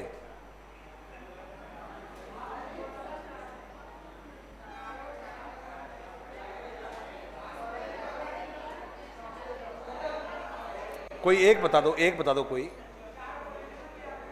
मजे यार, मैं मजे भी नहीं ले सकता यार, मैं मतलब मजे भी नहीं ले सकता, मैं नहीं ले सकता क्या मैं? है ना? इतना यार, इतना तो अधिकार दो मेरे को कम से कम। चलिए चलिए आ जाइए। नहीं नहीं, वो मुस्कुराते हुए बोल रहा था यार वो, कि अभी तो आपने 4 बोला था। चलिए, एक लास्ट जो लाइन है जो आपकी कॉपी था उसी में लिखना है, वहीं पर लिखना है, और उसमें लिख देना हर्वटियन उपागम। हाँ हाँ, दोनों एक ही है। प्रयोग अनुप्रयोग एक ही, इंग्लिश में तो एक ही नाम आता है एप्लीकेशन, हिंदी में हम दो लिख देते हैं, प्रयोग या अनुप्रयोग। नेक्स्ट लाइन में लिखेंगे हर्बर्टियन उपागम स्मृति स्तर पर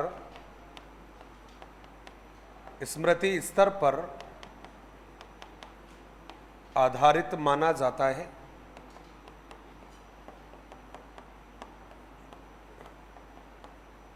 हर्बर्टियन उपागम स्मृति स्तर पर आधारित माना जाता है।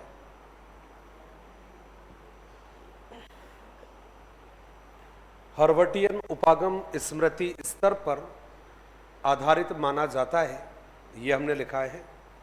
हर्बर्टियन उपागम स्मृति स्तर पर आधारित माना जाता है, ये लाइन आपको नोट करके लिखना था। ये हर्बर्टियन उपागम हो गया है, और लास्ट जो उपागम है उसका नाम है मॉरिसन उपागम। मेरे फ्रेंड ने किसी ने बोला है कि परीक्षा उपागम नहीं करवाया गुरुजी, बस इसी तरह से फरमाइश भेजते रहना बेटाओ, और फिर मेरे से पूछते रहना कि गुरुजी सिलेबस पूरा कब हो जाएगा। कुछ चीज़ें ऐसी भी होनी चाहिए जिनको घर पर बैठकर भी पढ़ सकते हैं जिनको। चलिए, मॉरिसन उपागम आपने कहा है,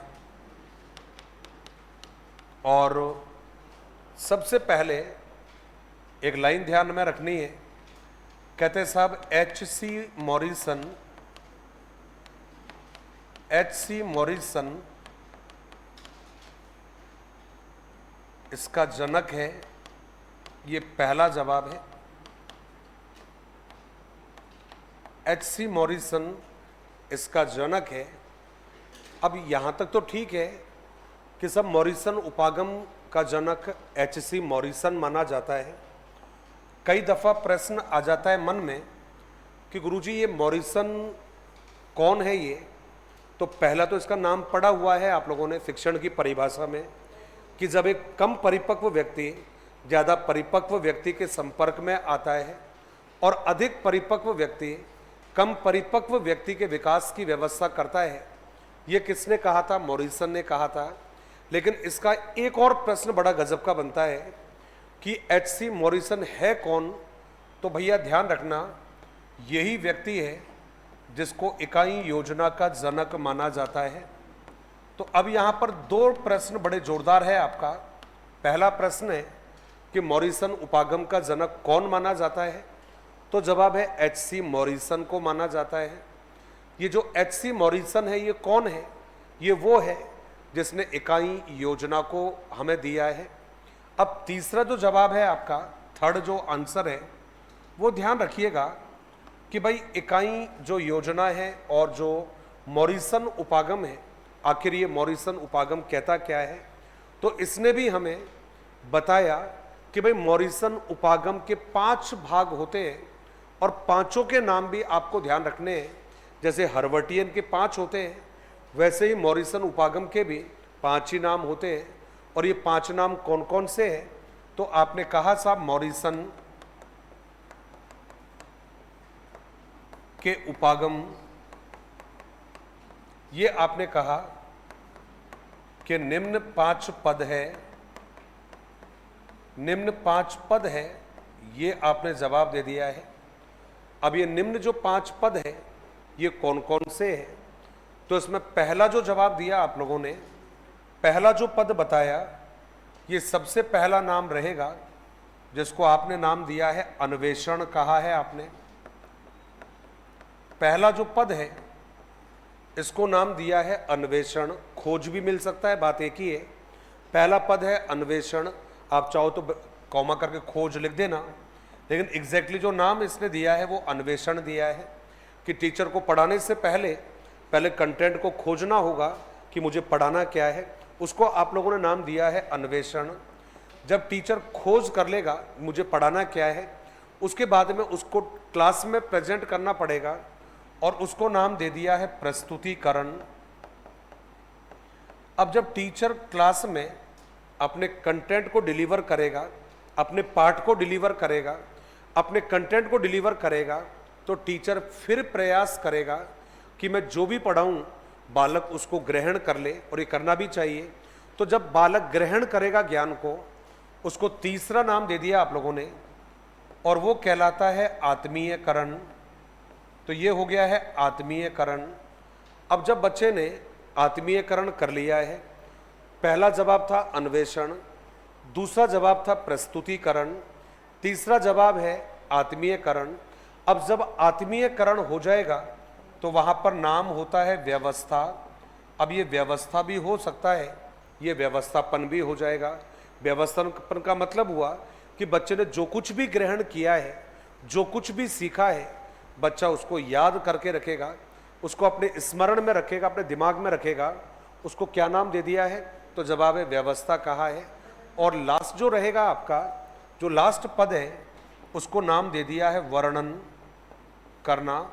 अब कुल मिलाकर ये 5 पद बताए गए हैं, और ये 5 पद किसके तत्व है? ये तो जवाब है मॉरिसन के पद है ये आपको ध्यान रखना है। तो सबसे पहले मॉरिसन उपागम का नाम है। दूसरा जवाब है एच.सी. मॉरिसन इसका जनक है। एच.सी. मॉरिसन कौन है? तो जवाब है इकाई योजना का जनक भी माना जाता है। कहते हैं मॉरिसन उपागम में भी 5 पद होते हैं। पांचों पद आपके सामने है। पहला अन्वेषण हो गया है, दूसरा प्रस्तुतिकरण हो गया है, तीसरा हो गया है आत्मीयकरण, चौथा हो गया है व्यवस्था, और पांचवा हो गया है, जवाब दिया है वर्णन करना। प्रश्न कहाँ कहाँ से पूछे जाते हैं ये आप खुद आप अंदाजा लगा लीजिए। ये देखो, ये जो व्यवस्था, जो संगठन जो कह रहे हो आप, ये संगठन जो शब्द है ना, ये संगठन शब्द का प्रयोग किया था B.S. ब्लूम ने। और B.S. ब्लूम ने कहाँ पर लिया था इसको? अपनी टैक्सोनॉमी में। तो यहाँ पर जो नाम है वो तो इससे तो व्यवस्था कहा है, लेकिन व्यवस्था के पैरेलल जो शब्द है वो क्या भी माना जाता है? संगठन, जिसका जिक्र किसने भी किया था? B.S. ब्लूम ने अपनी टैक्सोनॉमी में। तो व्यवस्था और संगठन का मतलब एक ही है। व्यवस्था का मतलब भी संभाल कर रखना है, और संगठन का मतलब भी है कि चीज़ों को मिलाकर एकजुट करके तैयार रखना। अब प्रश्न यहाँ से कहाँ पूछा गया है, और आप यदि नीचे नहीं देखना कॉपी की तरफ, वैसे कर अभी अभी पढ़ाया है तो आप तुरंत जवाब दे दोगे, लेकिन ऐसे प्रश्न परीक्षा में पूछे जाते हैं जो माथा खराब करता है। मेरा प्रश्न ये है कि मॉरिसन एवं हर्वर्टियन उपागम का समान पद है। ये प्रश्न परीक्षा में पूछा गया था ये। अब जिसने क्लास में इन दोनों को कंपैरिजन करके पढ़ लिया उसको तो याद रहेगा ये, लेकिन क्लास में इन दोनों को नहीं पहचाना तो फिर परीक्षा में जाकर माथाफोड़ी होती है। इसलिए नेक्स्ट लाइन में नोट करके आपको लिखना है, और नोट करके पहला लिखना है कि हर्वर्टियन एवं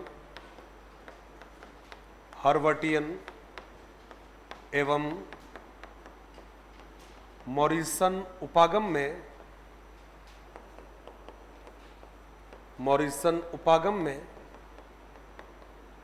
समान पद प्रस्तुतिकरण है। समान पद प्रस्तुतिकरण है, ये हमने जवाब दिया है।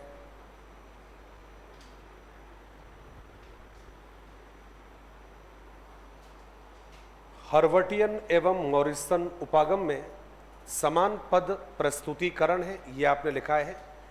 इसके अगली वाली लाइन में एक लाइन और लिखोगे, और उसको लिखने के बाद में आप अंडरलाइन कर देना। उसमें लिखेंगे इकाई योजना में समान या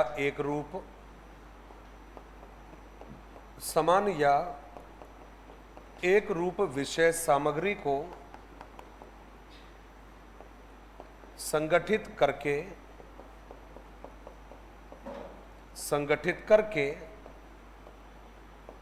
प्रस्तुत करते हैं। ये आपका जवाब हो गया है। और क्या जवाब दिया है? इकाई योजना में समान या एक रूप जो विषय वस्तु है उसे संगठित करके प्रस्तुत करते हैं, ये जवाब रहेगा।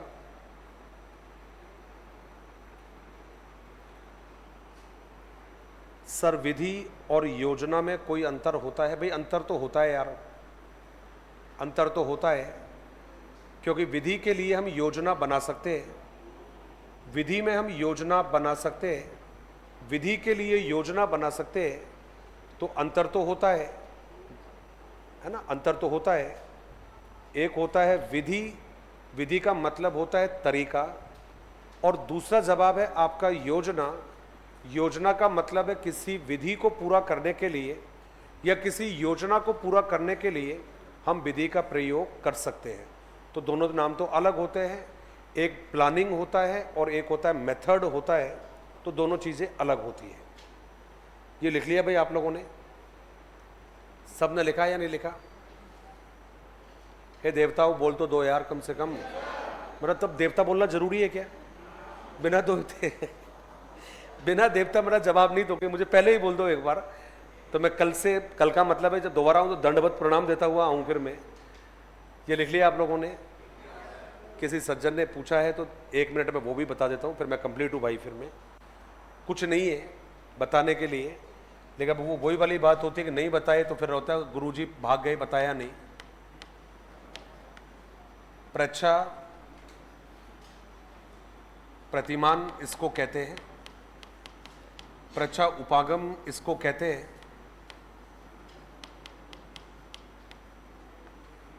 और जो रीट का सिलेबस है, चूंकि आपके रीट में सब्जेक्ट नहीं है, आपने पढ़ा नहीं था लेकिन याद आया, मेरे को याद आ गया, रीट में मनोविज्ञान में सिलेबस में टॉपिक है ये, मनोविज्ञान में है ये, अधिगम वाली यूनिट में था ये, अब चेंज हुआ है नहीं हुआ मुझे नहीं पता, लेकिन अधिगम वाली यूनिट में था ये। और ये जो प्रच्छा जो उपागम है, प्रच्छा का शब्द का जो मतलब है वो इंग्लिश में होता है इंक्वायरी कहते हैं, ये इंक्वायरी कहते हैं। और इंक्वायरी शब्द का मतलब होता है पूछताछ, आप कहते हो, तो आप पूछताछ भी इसको कह सकते हो, आप इसको बातचीत भी कह सकते हो। तो पहली बात तो ये है कि यदि पूछेगा कि भाई ये जो प्रच्छा है, प्रच्छा शब्द का मीनिंग क्या रहेगा, तो आपने जवाब दिया है इंक्वायरी, पूछताछ, बातचीत, इसका मतलब रहेगा। दूसरा जवाब हमें ध्यान में रखना है कि ये जो प्रच्छा उपागम है, इसका जनक एक व्यक्ति को माना जाता है, जिस व्यक्ति का नाम है रिचार्ड सचमैन। क्या नाम है भाई? तो जवाब है रिचार्ड सचमैन। अब ये प्रच्छा प्रतिमान कहता क्या है?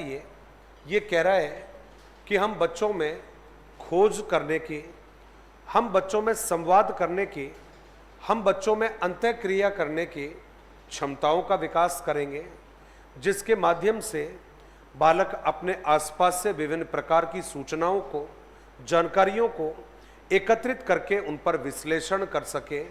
उस उपागम को क्या नाम दे दिया है? तो जवाब है प्रच्छा प्रतिमान कहते हैं, प्रच्छा उपागम कहा जाता है, और इंग्लिश में इसको नाम दिया गया है इंक्वायरी अटेनमेंट मॉडल कहा गया है। रिपीट कर रहा हूँ, पहली बात तो भाई पूछताछ, प्रच्छा शब्द का मतलब होता है इंक्वायरी, पूछताछ या फिर बातचीत करना। इस उपागम को एक व्यक्ति ने हमें दिया है जिसका नाम है रिचार्ड सचमैन। ये कहता क्या है उपागम? इसका केवल ये मानना है कि सब हम बच्चों में संवाद करने की, बच्चों में जानकारियां एकत्रित करने की, बच्चों में दूसरे लोगों के साथ में वाद विवाद करने की क्षमता विकसित करना चाहते हैं, क्योंकि बालक बातचीत के माध्यम से विभिन्न प्रकार की सूचनाओं को एकत्रित कर सकता है। इसलिए इसका पहला उद्देश्य है बालकों में संवाद करने की योग्यताओं का विकास करना। इसका उद्देश्य है बालकों की सूचनाओं को एकत्रित करना। इसका उद्देश्य रखा गया है बालकों की मानसिक क्षमताओं का विकास करना। इसका उद्देश्य रखा गया है बालकों में सृजनात्मक चिंतन की योग्यताओं का विकास करना। उसे आपने क्या नाम दिया है? प्रच्छा उपागम।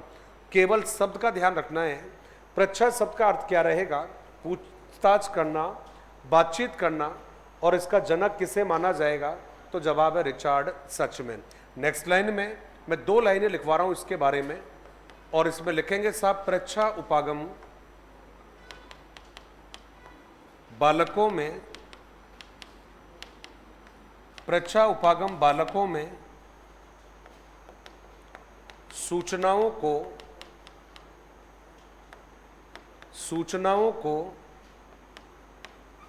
पूछताछ, संवाद के माध्यम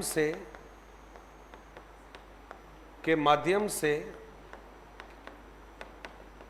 एकत्रित करने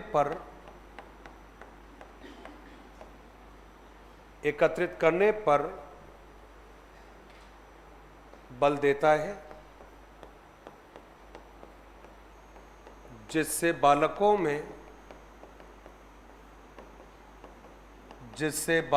में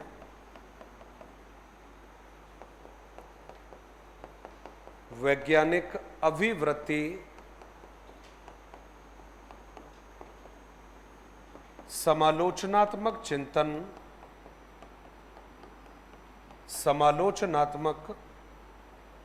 चिंतन जैसे गुणों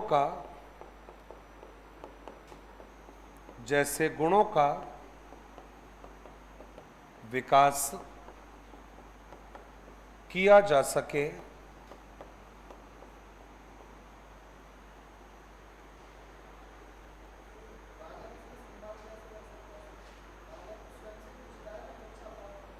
बच्चा स्वयं से पूछता है? नहीं, पूछताछ खुद के साथ थोड़ी होती है डार्लिंग, ऐसा नहीं है। डार्लिंग प्रिय को कहा जाता है, पहली बात तो। किसे कहा जाता है? प्रिय को कहा जाता है। डार्लिंग शब्द को यदि डिक्शनरी में खोजोगे तो उसका मीनिंग निकलेगा प्रिय निकलेगा। बॉलीवुड वाले जो गधे इन्होंने सत्यानाश कर दिया इंग्लिश का, हमारी आपकी इंग्लिश का। सोचते और किसी शब्द को बोले या नहीं बोले। तो हे प्रिय, खुद से बात करना अंत्य दर्शन कहलाता है। पहली बात तो खुद से बात करने को कहते हैं अंत्य दर्शन। अब आप मुझे बताइए, इसका मीनिंग होता है पूछताछ करना, पहला जवाब है। और दूसरा जवाब क्या है? पूछताछ संवाद के माध्यम से आप एकत्रित करोगे जानकारियों को। अब आप मुझे बताइए, आप खुद से बातचीत करके भला सूचना कैसे एकत्रित करेंगे? तो खुद से बात करना, खुद से पूछताछ करना, वो एक मेथड है जिसका नाम है अंत्य दर्शन। और आपको अच्छे से मालूम है, ये अंत्य दर्शन जो मेथड है, इसको दिया था संरचनावादियों ने, जिसका अध्ययन करते हैं, या इस विधि के द्वारा हम किसका अध्ययन करते हैं? चेतना का अध्ययन करते हैं, स्वयं की मनोदशा का अध्ययन करते हैं। तो परीक्षा उपागम में खुद से बात नहीं करनी है, हमें किससे बात करनी है? दूसरों से बात करनी है। अब जरूरी नहीं है कि आप केवल दूसरों से ही बात करोगे, व्यक्ति से ही बात करोगे। आप न्यूज़पेपर के माध्यम से सूचना एकत्रित कर सकते हो, आप टेलीविजन के माध्यम से सूचना एकत्रित कर सकते हो, लाइब्रेरी में जाकर सूचना प्राप्त कर सकते हो। बस इसका उद्देश्य क्या है? संवाद के माध्यम से, अंतःक्रिया के माध्यम से सूचना एकत्रित करना, जिससे जो बालक है वो बालक क्या कर सकता है? वो जवाब है अपना विकास कर सकता है। और गुरुजी परीक्षा उपागम से पिछली बार लेवल 2 में, तो लेवल 2 में तो आएगा ना यार, 100% आएगा। लेवल 1 में थोड़ी था, लेवल 1 में तो। लेकिन मैंने कहा ठीक है, आपने पूछा तो जवाब देना तो मेरे को बनता है। मैं निकल कर चले जाऊंगा, मेरी पीठ पीछे बोलोगे गुरुजी को आता नहीं था इसलिए गुरुजी भाग कर चला गया, ऐसा नहीं है। तो भाई देवताओं, ये आपके जो शिक्षण विधियों वाला मामला था विज्ञान का, ये पूरा किया है। एक गणित की चुनौतियां आपने मुझे बोली थी, केवल नहीं वो कोई जरूरत नहीं है यार। मुझे नहीं पता कि आपने क्यों बचाई थी, मुक्ति के लिए बचाई थी या किसके लिए बचाई थी, वो मुझे नहीं पता। कि चलो अच्छा है, गुरुजी से फ्री हो गए। सामाजिक अध्ययन के जो मेथड है,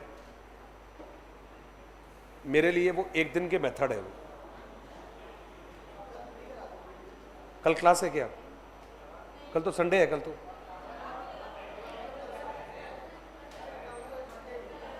देखो 2 घंटे क्लास में तो आप भी समझते हो। फिर तो वो पहले अभी तो एक बार वो शिक्षण, गणित शिक्षण तो पूरा करा दूं, एक बार चुनौती तो एक बार। बात ठीक है ना? बात करने से बेहतर है कि गणित की चुनौती आप बता रहे थे कि रह गया है वो, तो पहले तो वो पूरा करा दूं। अब वापस आ जाइए। अरे देवताओं, वापस आ जाइए और टॉपिक बताया था आपने गणित की चुनौतियां। सामाजिक अध्ययन वाला सिलेबस भी चेक कर लेना, उसमें भी लिखा हुआ है सामाजिक अध्ययन की चुनौतियां। लैंग्वेज वाला भी चेक कर लो, लैंग्वेज में भी लिखा है प्रॉब्लम्स इन टीचिंग, ये भी लिखा हुआ है। तो पहला तो ये कि यदि ये टॉपिक आपने कहीं पर भी पढ़ा हुआ है तब तो इसको दोबारा पढ़ाने की ज़रूरत नहीं है बिल्कुल भी, क्योंकि लैंग्वेज दोनों पढ़ ली आप लोगों ने, तो दोनों लैंग्वेज में कहीं पर भी पढ़ लिया है तब तो इसको पढ़ाने की ज़रूरत नहीं है। लेकिन आपको लगता है कि दोनों लैंग्वेज में नहीं पढ़ा है तो ही मैं इसको पढ़ाऊँगा, तो पढ़ा है या नहीं पढ़ा पहले तो जल्दी ये बता दीजिए। और हमारे जो ऑनलाइन वाले देवता है भाई, आप भी बता दो एक बार कॉपी में देखकर, वरना फिर आप आरोप लगाओगे मेरे ऊपर। हाँ जी,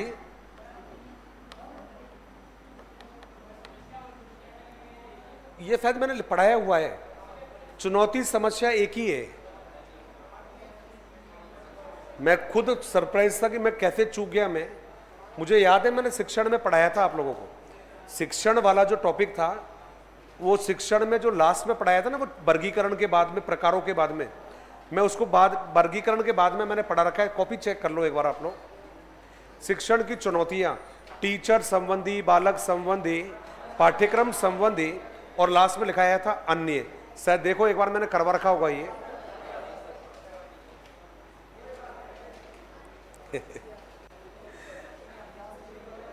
चलिए, अब मुझे केवल ये बता दो कि हो सकता है जो मैंने प्रॉब्लम जो लिखवाई होगी आपको, ये शायद कॉमन होगी सभी सब्जेक्टों में, है ना? 3-3, 2-2 हर किसी में अलग अलग होती है।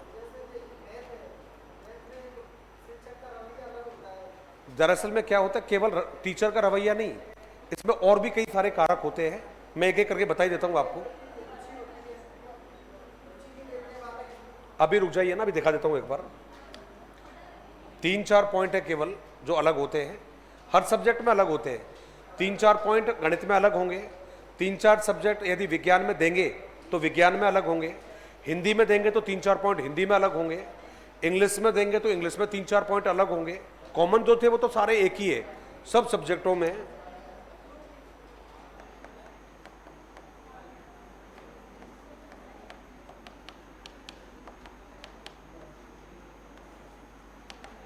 अब जरा ध्यान से सुन लीजिएगा, और कोई भी ऐसी बात नहीं है जो आपको अभी बताऊंगा और आप कहोगे कि हमें मालूम नहीं है। ये सारी चीज़ें मालूम है, बस केवल ज़रूरी है चीज़ों को याद करना। तो सबसे पहले तो ये कि कुछ ऐसी प्रॉब्लम है जो केवल गणित सब्जेक्ट में पाई जाती है, कुछ ऐसे चैलेंज है जिनको गणित को पढ़ाते समय टीचर फेस करता है। अब ये कौन कौन से होते हैं? तो सबसे पहला जो जवाब है वो जवाब रहेगा, प्लीज बालक अभी बात नहीं करेंगे, और वो कहेंगे बालकों में गणित संबंधी बुनियादी, और बुनियादी के लिए हमने दूसरा शब्द भी लिख दिया है, और वो जवाब रहेगा आधारभूत, मैंने लिखा है। तो बालकों में गणित संबंधी बुनियादी या आधारभूत समझ, कॉमा करके लिखा है, कौशलों का। देखो यार, आवाज यदि करोगे तो मजा नहीं आएगा, और एक भी आवाज आती है ना तो फिर क्लास में पढ़ाने में मजा नहीं आता है। तो पहली जो प्रॉब्लम है गणित की वो क्या है? बालकों में गणित संबंधी बुनियादी आधारभूत समझ या कौशलों का अभाव होना। अब आपने कहा कि सर इसका मतलब क्या है? तो देखो, एक बात तो मानना पड़ेगा, गणित वही अच्छे से सीख सकता है जिसमें तर्क करने की क्षमता ज़्यादा होती है। गणित वो अच्छे से सीखता है जिसमें चिंतन करने की एबिलिटी ज़्यादा होती है। गणित वो अच्छे से सीखता है जिसकी मानसिक शक्तियाँ उच्च होती है। और जिन लोगों में तार्किकता का अभाव होता है, जिन लोगों में चिंतन करने की एबिलिटी नहीं है, जिन बच्चों की मानसिक शक्तियाँ कमज़ोर है, वो कभी गणित भी नहीं सीख सकते। यही कारण है कि भैया हमने अमूमन देखा है कि बच्चों में इन सब चीज़ों की समझ नहीं होती है, इसलिए बच्चे को गणित सीखने में और टीचर को गणित सिखाने में प्रॉब्लम आती है। पहला जवाब है। दूसरा जवाब है आपका, और उसमें हमने लिखा है गणित शिक्षण के योग्य एवं अनुभवी शिक्षकों का अभाव होना। अब आपको अच्छे से मालूम है, आज की तारीख में भी स्कूलों में गणित और विज्ञान के जो टीचर हैं उनका या तो अभाव पाया जाएगा, मिलेंगे नहीं, और यदि मिलेंगे भी तो अमूमन वो टीचर मिलेंगे जिनको खुद को ही अनुभव नहीं है, खुद में योग्यता नहीं है। तो जब खुद में योग्यता नहीं होगी, खुद को समझ नहीं होगी, तो वो प्रभावी रूप से सिखाने का काम भी नहीं कर सकते। ये आपने जवाब दिया है। थर्ड जवाब है, और उसमें लिखा हमने गणित विषय की प्रकृति का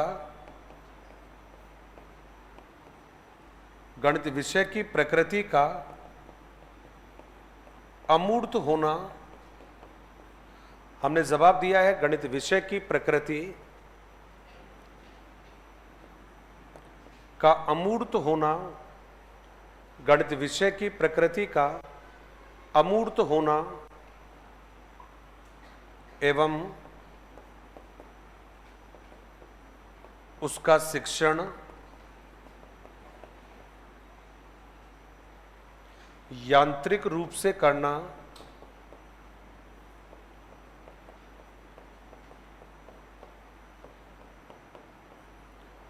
गणित विषय की प्रकृति का अमूर्त होना एवं उसका शिक्षण यांत्रिक रूप से करना, ये हमारा जवाब रहेगा।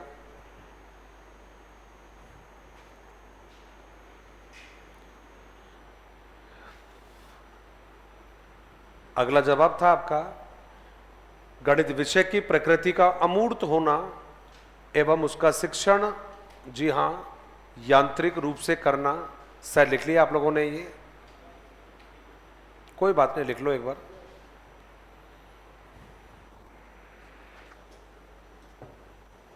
क्लास को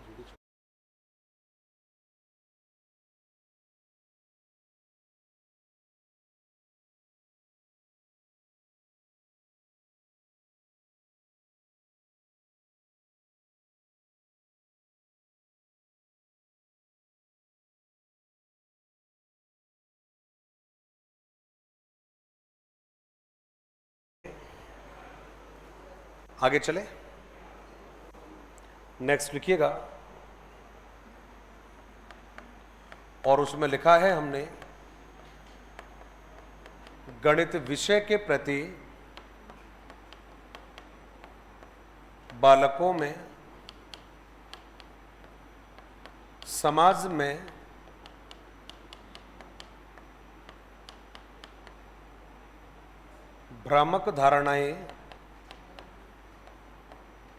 भ्रामक धारणाएं व्याप्त होना,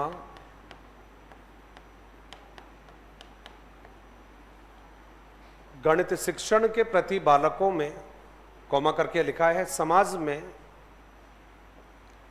भ्रामक धारणाएं व्याप्त होना। हाँ दोस्त, चुनौतियां पढ़ा दिया है, लेकिन मैं रिपीट कर रहा हूं, गणित की स्पेशल नहीं पढ़ा है। चुनौती जो चैप्टर था वो पढ़ा दिया, लेकिन जो स्पेसिफिक जो गणित सब्जेक्ट था उसको नहीं पढ़ना है।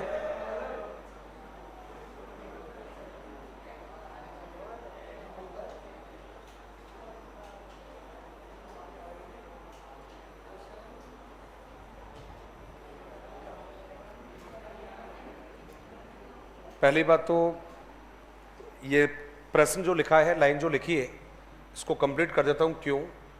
गणित विषय के प्रति बालकों में समाज में भ्रामक धारणाएं व्याप्त होना, और व्यापक धारणाएं क्या फैली हुई है इसमें, तो पहली तो ये कि गणित कठिन विषय है, गणित कठिन विषय है, ये आपका एक लाइन लिखा है। केवल प्रतिभाशाली बालक इसे सीखते हैं। ये एक नेगेटिव थॉट है इसके बारे में।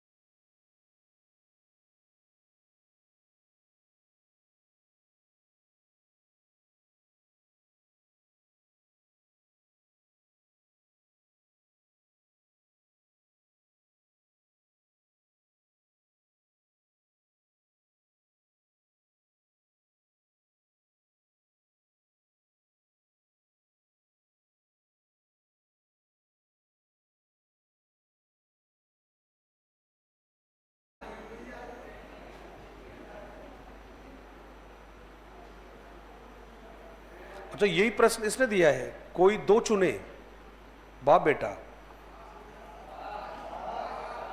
कोई दो चुनने हैं इनमें से, वाह। और अच्छा, ये भी इसने भी यही दिया है, वेरी गुड, मजा आ गया है।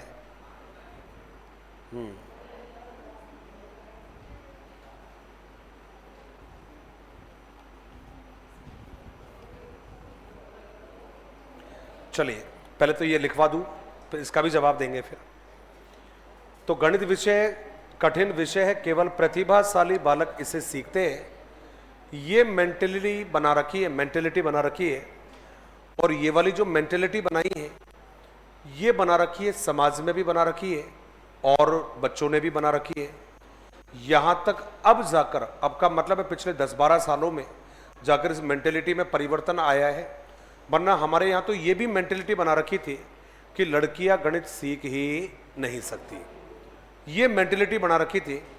यही कारण था कि अब यदि पिछले 10 साल के बाद में देखोगे तो उल्टा हुआ है, लड़कियां गणित में ज़्यादा आई है। बाकी उससे पहले की बात करोगे तो लड़कियों को केवल विज्ञान में ज़्यादा शामिल किया था और गणित में कम शामिल किया था। तो एक तरफ तो ये कि भाई ये कठिन विषय है, केवल प्रतिभाशाली बालक इसे सीखते हैं, ये बना रखा है। दूसरा जवाब दिया है कि गणित भविष्य के लिए, ये भी एक मेंटेलिटी बना रखी है कि गणित भविष्य के लिए कम उपयोगी विषय है, ये भी आपने एक मेंटेलिटी बना रखी है। और उसमें जवाब दिया है कि गणित भविष्य के लिए कम उपयोगी विषय है, ये भी आपने जवाब दे रखा है।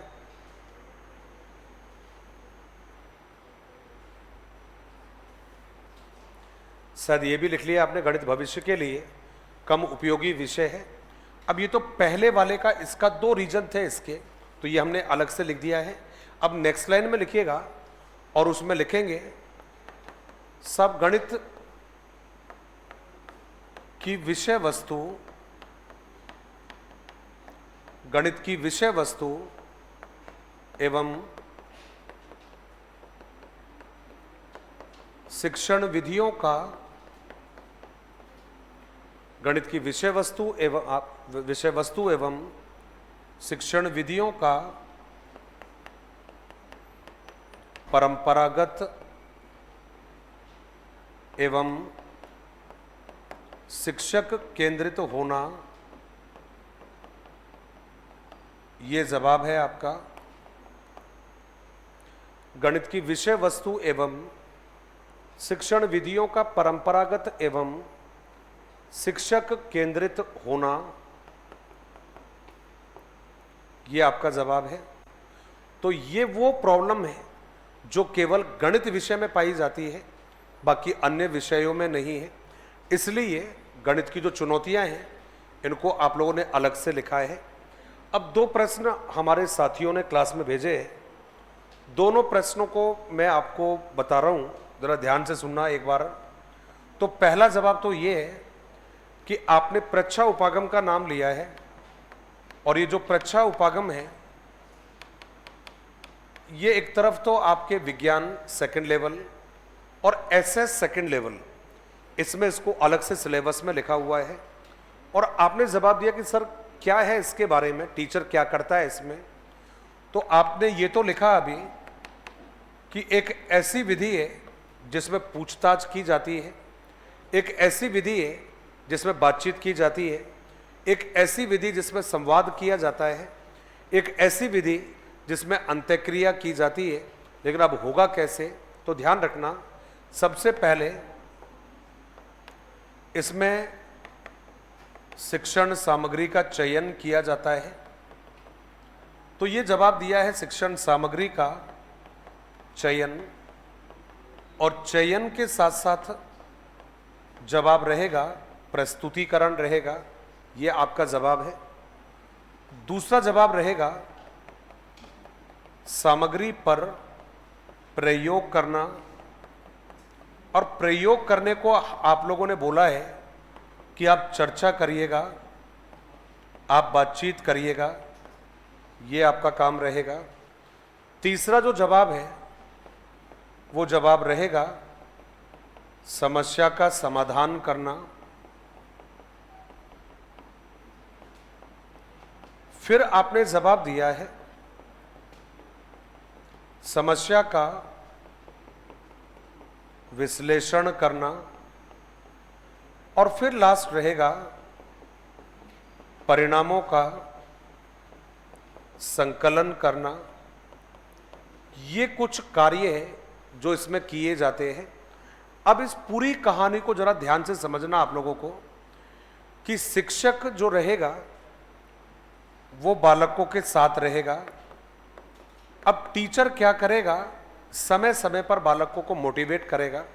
जैसे कि टीचर ने, अभी हमने चूंकि गणित में ही हम लोग पढ़ रहे हैं, तो गणित में भी ले लो चाहे विज्ञान में ले लो, विज्ञान में कहोगे तो टीचर ने कहा कि जो प्रदूषण है ये हमारे जीवन को कैसे प्रभावित करता है। प्रदूषण एक समस्या, प्रदूषण एक अभिशाप, ऐसा कोई टॉपिक टीचर ने डिसाइड किया है। अब क्या करेगा टीचर, बच्चों से कहेगा कि साहब आपको जो भी पूछना चाहे, जो भी प्रश्न पूछना चाहे आप मेरे से इस टॉपिक के बारे में पूछिए, लेकिन कोई भी प्रश्न डायरेक्टली नहीं होना चाहिए। अब बच्चा क्या करेगा, टीचर से प्रश्न पूछना स्टार्ट करेगा। अब बच्चा टीचर से प्रश्न कब पूछ रहा है, जब टीचर बच्चे को मोटिवेट कर रहा है।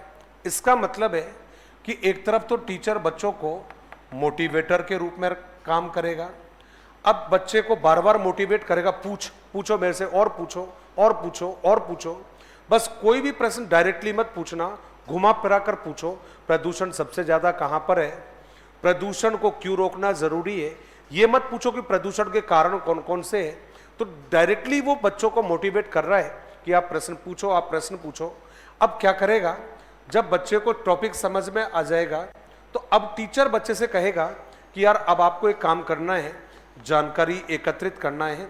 अब बच्चा क्या करेगा, हो सकता है वो पुस्तकालय चले जाए, हो सकता है लाइब्रेरी जा रहा है, हो सकता है बच्चा इंटरनेट का प्रयोग कर रहा है, हो सकता है बच्चा किसी और से बातचीत कर रहा है। ओवरऑल बच्चा विभिन्न जगह से जानकारी एकत्रित कर रहा है।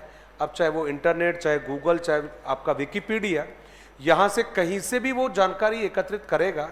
तो इस जानकारी को एकत्रित करते समय बच्चे को कई तरह की प्रॉब्लम आएगी। कई बार बच्चे को समझ में नहीं आएगा क्या लिखा हुआ है, कई बार भाषा समझ में नहीं आएगी, कई बार बच्चे को नहीं पता कि ये जानकारी मुझे कहाँ से मिलेगी। तो उस कंडीशन में जो टीचर है ये बच्चों को हेल्प करेगा, बच्चों को सपोर्ट करेगा, बच्चों को मार्गदर्शन देगा। यही कारण है जो टीचर है उस टीचर की जो भूमिकाएं हैं वो दो तरह से रहती है। एक तरफ तो दिया है आपको बच्चों को मार्गदर्शन दोगे, और दूसरा जो जवाब है आपका अनुदेशक। अनुदेशक का मतलब होता है जो बच्चों को सलाह देगा, बच्चों को इंस्ट्रक्ट करेगा, बच्चों को निर्देश देगा क्या करना है, क्या नहीं करना है, काम कैसे करना है। और मार्गदर्शन का मतलब है कि आप लाइब्रेरी जाकर प्राप्त कर सकते हो, आप गूगल का प्रयोग कर सकते हो, आप बच्चों दूसरे लोगों के जो लेख लिखे हुए हैं उनको पढ़ के सूचना एकत्रित कर सकते हो। तो इस विधि में जो टीचर है उसकी जो भूमिका रहेगी वो रहेगी मार्गदर्शक की, और दूसरी रहेगी अनुदेशक। मार्गदर्शक का मतलब हो गया है कि जब बच्चों को कठिनाई आएगी तो उनको सपोर्ट करने का काम करेगा, और जो अनुदेशक है इसका मतलब है कि बच्चा जो है या टीचर जो है बच्चों को पूरी प्रक्रिया को समझाने का काम करेगा कि आपको किस तरह की बातचीत करनी है और किस। अरे 2 मिनट रुको, एक बार 2 मिनट रुको, मत रुको, क्योंकि मैं क्लास को यहीं छोड़ रहा हूं, इसलिए समझ गए। क्लास को यहीं छोड़ रहा हूं, छुट्टी है अभी, समझ गए। मुझे कुछ काम आ गया था घर पे, इसलिए। अब कुछ पानी की बोतल लेके जा रहे थे ना, मैं कहा यार नीचे जाओगे फिर ऊपर आओगे, बात ठीक है ना। तो कल मिलेंगे, धन्यवाद, जय हिंद और जय भारत।